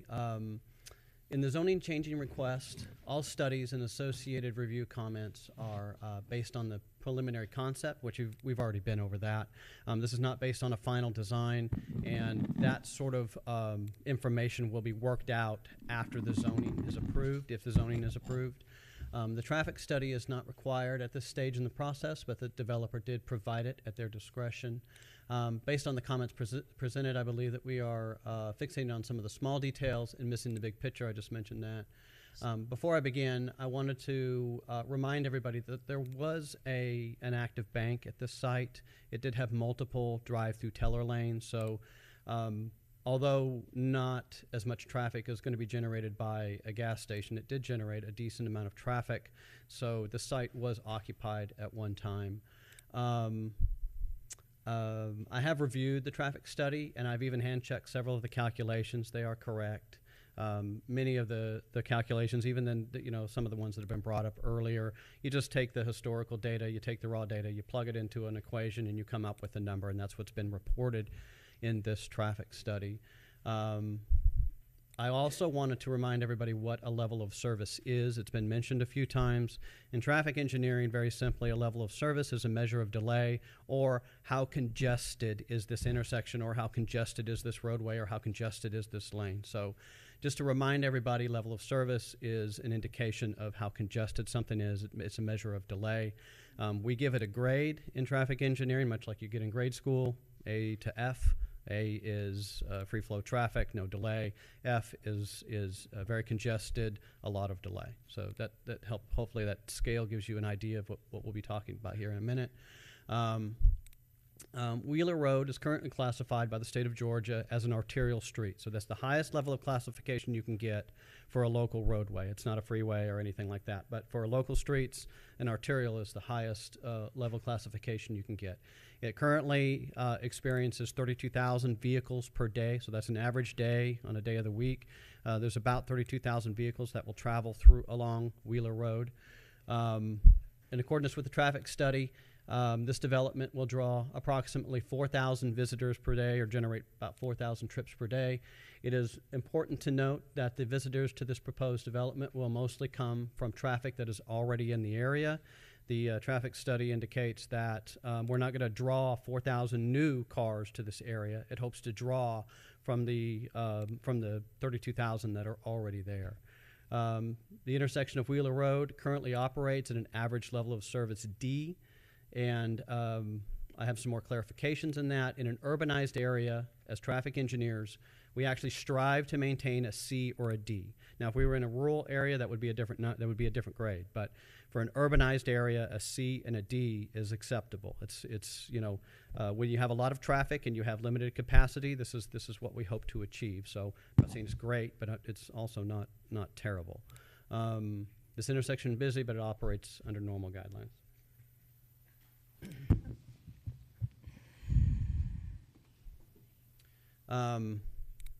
Based on the traffic study, the majority of the impact from this development will be on the northern side of this intersection. So that's the Medical Center Drive portion, the Doctor's Hospital side.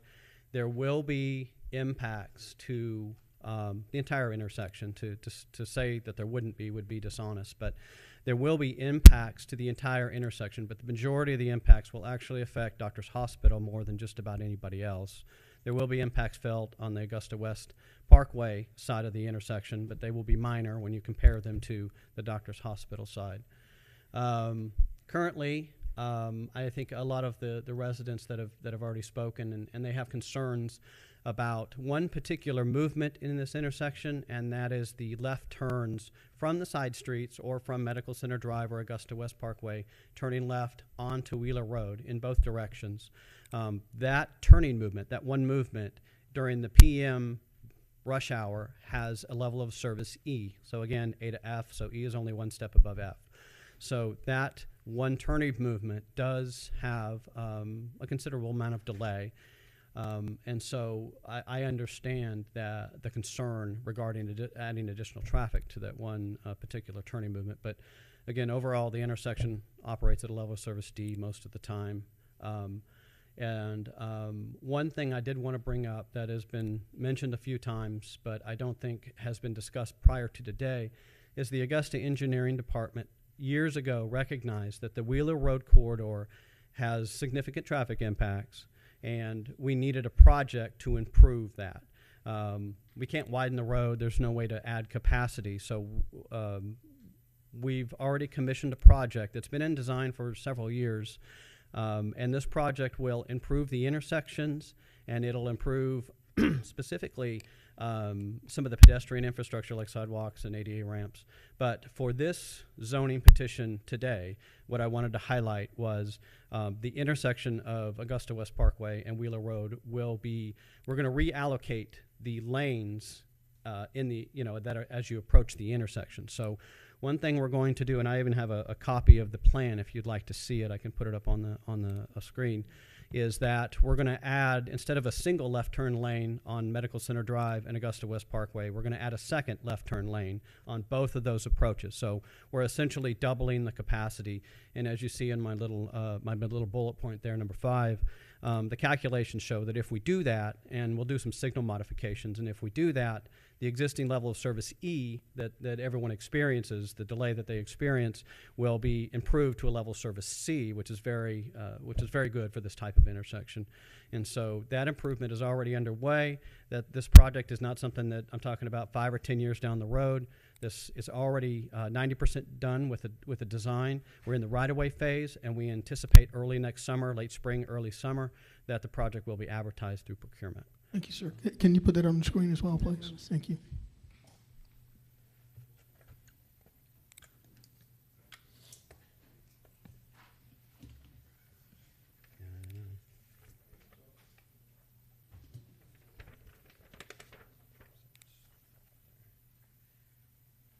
So I do apologize. This is the one of the sheets from the construction plan. So I know it's busy. Yeah, it's busy. Sorry.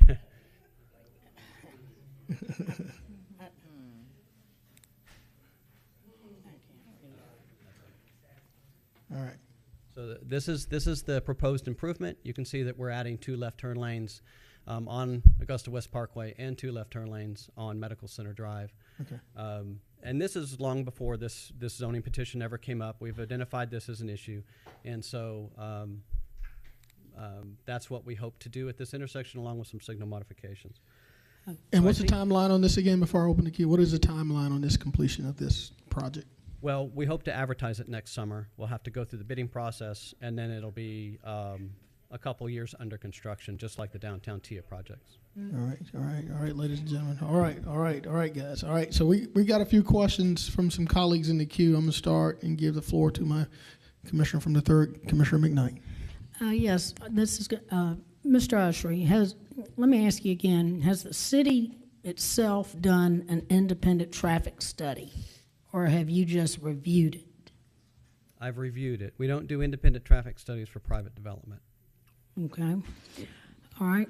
And let me ask, I went to a meeting last week to be there for my constituents, and it was a good meeting. Parker showed up, and I listened to both sides, but at the end of the day, I have to side with my constituents. I have traveled that road. I'm over there that way every day, and it is a nightmare going all four directions. And it's unfortunate for the the neighbors that live along Augusta West Parkway, because there's a neighborhood and there are other apartment complexes, and it is bumper to bumper, and you sit there for 2 or 3 lights to change before you actually get onto Wheeler Road. And I know people that work over there. I love Parker's, don't get me wrong. I think it's great. I think they have a great concept. I like Mr. Parker. But for that particular location, I have to be supportive of my constituents and residents and business owners around there. That I can't back this right now. I can't support it. And when you say that we're going to have something to look at next summer, we know how it works in Augusta. It's going to be 3 or 4 or 5 years before something gets done. And so I just wanted to ask you if y'all done an independent study, traffic study. I got my answer. So thank you, Mr. Mayor. Thank you, Commissioner. Chair recognizes Commissioner from the 2nd. All right, ladies and gentlemen. All right, Commissioner from the 2nd, Commissioner Pulliam. Thank you, Mr. Mayor. My question is for Director Delaney. Director Delaney, you mentioned that this it's up to be rezoned for B2. How many properties surrounding within a mile radius are already zoned B2?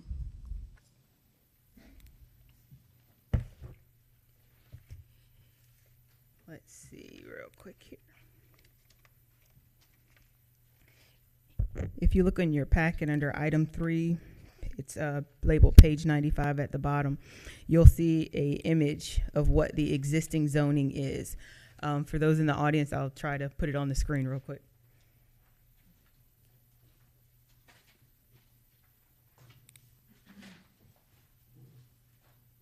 So what you have on the screen is the existing zoning, which is B1 and B2. So everything in red is already zoned business. And if it's got a B2 on it, then that means it's zoned for general business. So what the request is for this to be zone B2, there's already surrounding B2 properties according to. Correct. Immediately adjacent to it, we have the hospital. We also have Jiffy Lube, we have Waffle House, we have McDonald's. We have a lot of activity in this corridor that is already commercial. Okay. And that B2 again gives the exception for that operation to be open 24 hours. That is one of the benefits of a B2 zoning, 24-hour operations. Okay, so we already have, if that operation wants to be open 24 hours, we already have 24-hour businesses. Waffle House is 24 hours too. Okay. So, yeah, there's existing business. Thank you. Thank you, Commissioner. Chair recognizes Commissioner from the 7th, Commissioner Franham. Thank you, Mr. Mayor. Representative from Parker's, if y'all would mind coming back up for just a second. Yeah. What is your timeline based on, we're hearing traffic over here in 2024, 3 years, like what is y'all's timeline? Sure. So we anticipate, Mr. Mayor, if I may, we anticipate getting through design and permitting by late Q1, early Q2 of next year, 2024. And after which time we will commence construction, and we have approximately 7 months construction duration to finish the project. So if all goes well, we'll be under construction in April, May of next year, and open at some point Q3, early Q4 of 2024. Okay. And I've been to a few Parkers in my day. What kind of lighting and security will this facility have? Sure. So we provide a very well-lit site. We will have wall packs on the exterior of our building, projecting light into the parking area. We have the canopy lights, of course, coming under the canopy soffit that are both forward throw lights and downward projecting lights. We have independent sight lights around the property. Obviously, for our purposes, security is a high priority, and so we prefer to have well-lit properties. We have cameras on the exterior of our sites as well as the interior of our sites for security purposes. Okay. All right. I have a question for Ms. Delaney. Mr. Director Delaney. Ms. Delaney, what was the Planning Commission vote on this agenda item? The Planning Commission voted to approve it. Was it unanimous? Let me think. I can't recall, honestly. I apologize. Okay. I don't have the exact breakdown. Okay. But I can get it with just a call upstairs. I'm just really confused right now. I'm concerned that the properties around that are B2, and legality-wise, how is that going to be handled if we don't support this, to be honest with you? I am thankful for the fact that the redesign's happening, because I'm definitely have concerns from there. But I don't think there is as much traffic. I go through that intersection every day almost. I think that one of the things I think that's kind of being left is that my wife drives through here every day, and there's some of those gas stations on Wheeler Road that I don't want her to go to because she doesn't feel safe. And I just know that Parker's, anytime I've went to a Parker's, I felt safe. And so I think it only enhances the area, but I hear the constituents on the traffic. I don't think it's the security piece. We need some new things in that corridor to kind of enhance, because we have a hotel that is not where it needs to be. Frankly, some of those businesses around that corridor are not where they need to be. So I do think this would be an enhancement to the area based on history of what Parker's has done in their past. So I appreciate it, Mr. Mayor. Thank you, Commissioner. Chair recognizes Commissioner Lewis from the 6th. Thank you, Mr. Mayor. You know, I hear a lot of, and I see a lot of opposition to this proposed project, and I hear a lot of the concerns, traffic and things of that nature. But when we look at the big picture, there is a hospital there. And I have yet to hear any opposition or anyone from the hospital side of this come forward with the problem of congested traffic. Because you got to realize ambulances will traverse through that area. And I think that if it was that big of a problem, there would be someone from that side to come here and voice opposition against this proposed project, but I see none. So with the amount of traffic that is already moving based upon the study that our engineering director, traffic engineer in the traffic study, 32,000 vehicles per day, I don't see that this particular project will make that much more of an impact when it comes down to traffic. So not having seen anyone here from the medical side of this right here, it leads me to believe that it won't have a bearing on what it is they do day to day as far as ambulance and things coming in and out of there. So I just wanted to ask the question, has there been any opposition, Ms. Delaney, Mr. Ushery, or even from those that are in opposition? Have you reached out to doctors, hospital personnel, or CEO to see how much of an impact this would be on them? Thank you, Mr. Mayor. Yes, sir. Mr. Ushery. I did reach out to Doctors Hospital. We had a short conversation. I can't tell you exactly who I talked to. I talked to somebody in the administration wing of the hospital. And we did have a short conversation, and in that conversation, they did not express any concern, but they were going to take it up, take it up higher to a higher level, and I have not heard back. So that's about all I could say about Doctors Hospital.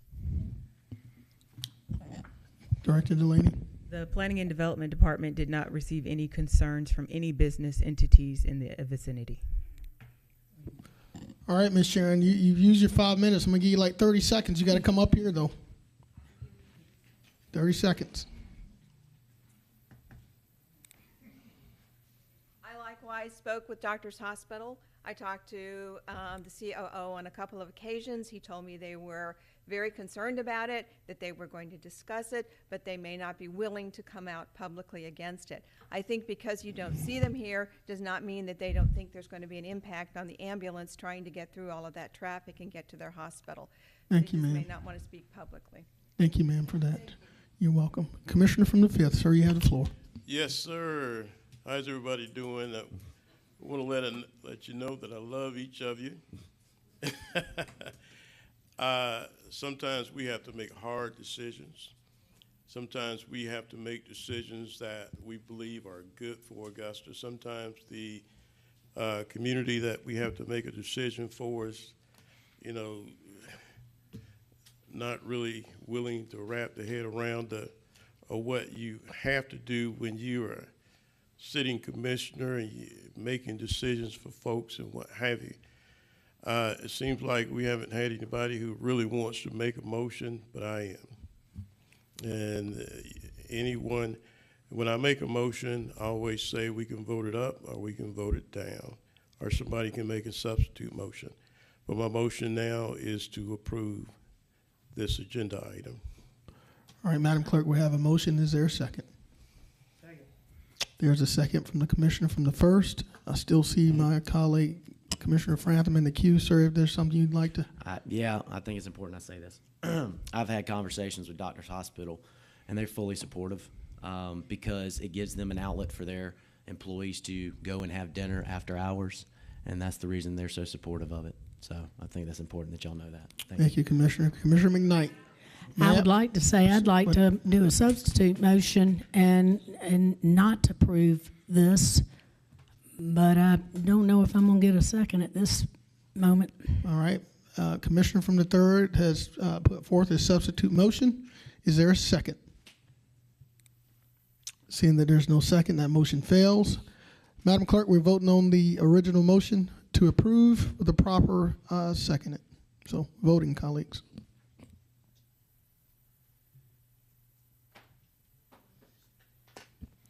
And while we're voting, let me remind the audience that this is your government at work. Please be respectful, regardless of how this vote goes. Just be respectful.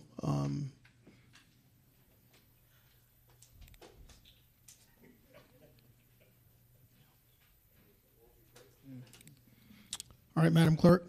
That motion carries 6-1, with Ms. McKnight voting no, Mr. Mason, Mr. Garrett, and Mr. Guilfoyle absent. Thank you, Madam Clerk. Ladies and gentlemen, thank y'all for being here. I'm going to give you a couple minutes to move out, please. Madam Clerk, I think we have one item while they're moving. Let's go to that last item before we address the 16, 17, and 18. There's, Madam, you're out of order, please. Madam, thank you. Have a great day. All right, what is that? Item 25, that's the one we have to address, right? Yes, sir. All right, so we'll do that one first, and then we'll move back to the others. All right, Okay. Give these folks a couple of minutes. Okay.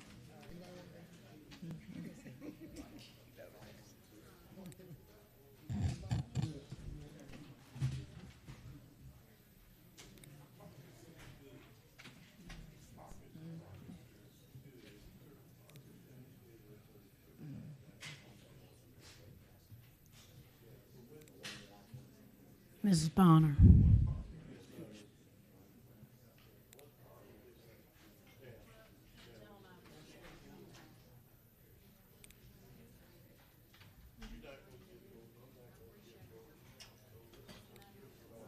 You did what you could do. The process is 6 votes. They got 6 votes. They got to move on. And I tell you what, I bet that was one day has to go back to the park and buy them chicken wings and all of them. They gonna open up every single one of them. Can I? I understand that. I respect that. Yeah. All right.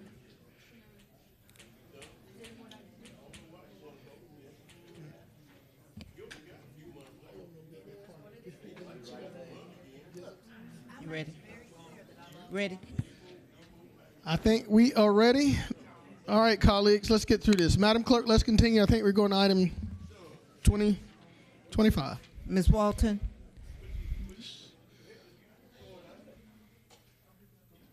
Good afternoon, Mayor and Commissioners. We have one item. It's a new ownership, existing location.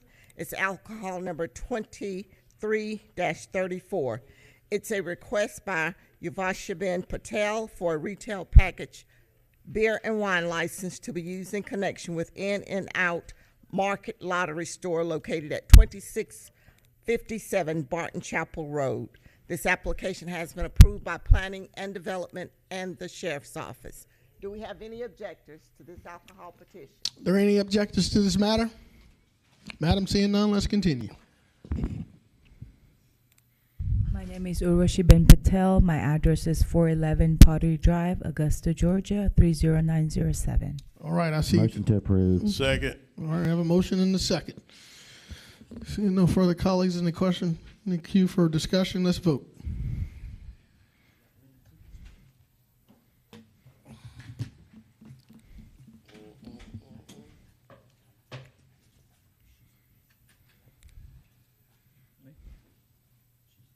It's unanimous. All right, thank you, ma'am, for being here. Have a great day. Thank you. All right, Madam Clerk, we're moving back to the last three items on today's agenda. Let me remind the audience again, these are very sensitive discussions that are going to occur. I ask that we be respectful. Can I have the floor? You can, there's a commissioner from the 5th that's in the queue first. Do you have something before we move forward? I want to see what you have to say. Okay. All right. I would like to push agenda items 16, 17, and 18 to the next full commission meeting. Second. All right, there's a motion and a second. Now, Attorney Brown mentioned earlier that he don't know the legality of that. Attorney Brown, you want to chime in? Yeah, we need to. Or is that, I mean, we mentioned, we tried to do this earlier and we weren't able to. No, that was a matter of the consent agenda. Okay. I would just like the commission to understand the consent agenda is not an agenda item, it's a collection of agenda items. Okay. And that is the difference. There's the However, difference. if the body wants to consider each of those items individually, the body can express its preference to do that. Normally, the commission only couples an item when the body consents to couple the items. Gotcha. All right. So, Madam Clerk, there's been a proper motion and seconded to move these items to the next commission meeting. Commissioner from the 5th, I see in the queue. Would you like to add anything? No, let's vote All right, on it. Let's vote on it. Let's all right, vote. Let's vote. We're voting, Madam Clerk.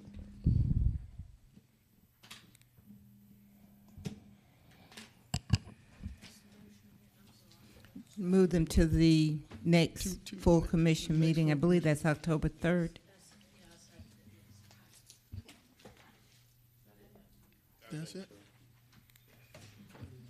It's unanimous. All right, ladies and gentlemen, thank y'all for being here. Unfortunately and fortunately, we see you on October 3rd. Madam Clerk, this meeting's closed. Thank you. Thank you. Hey, it's all my fault today, I can assure you. I'm gonna ask the marshal's department to walk out with me. You need to go the back way. You need a badge, I don't have my badge. Yeah, take you to the back. Oh, is it?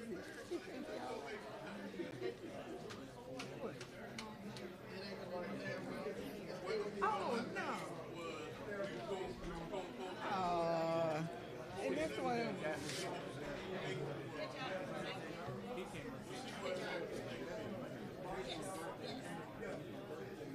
Oh, right there.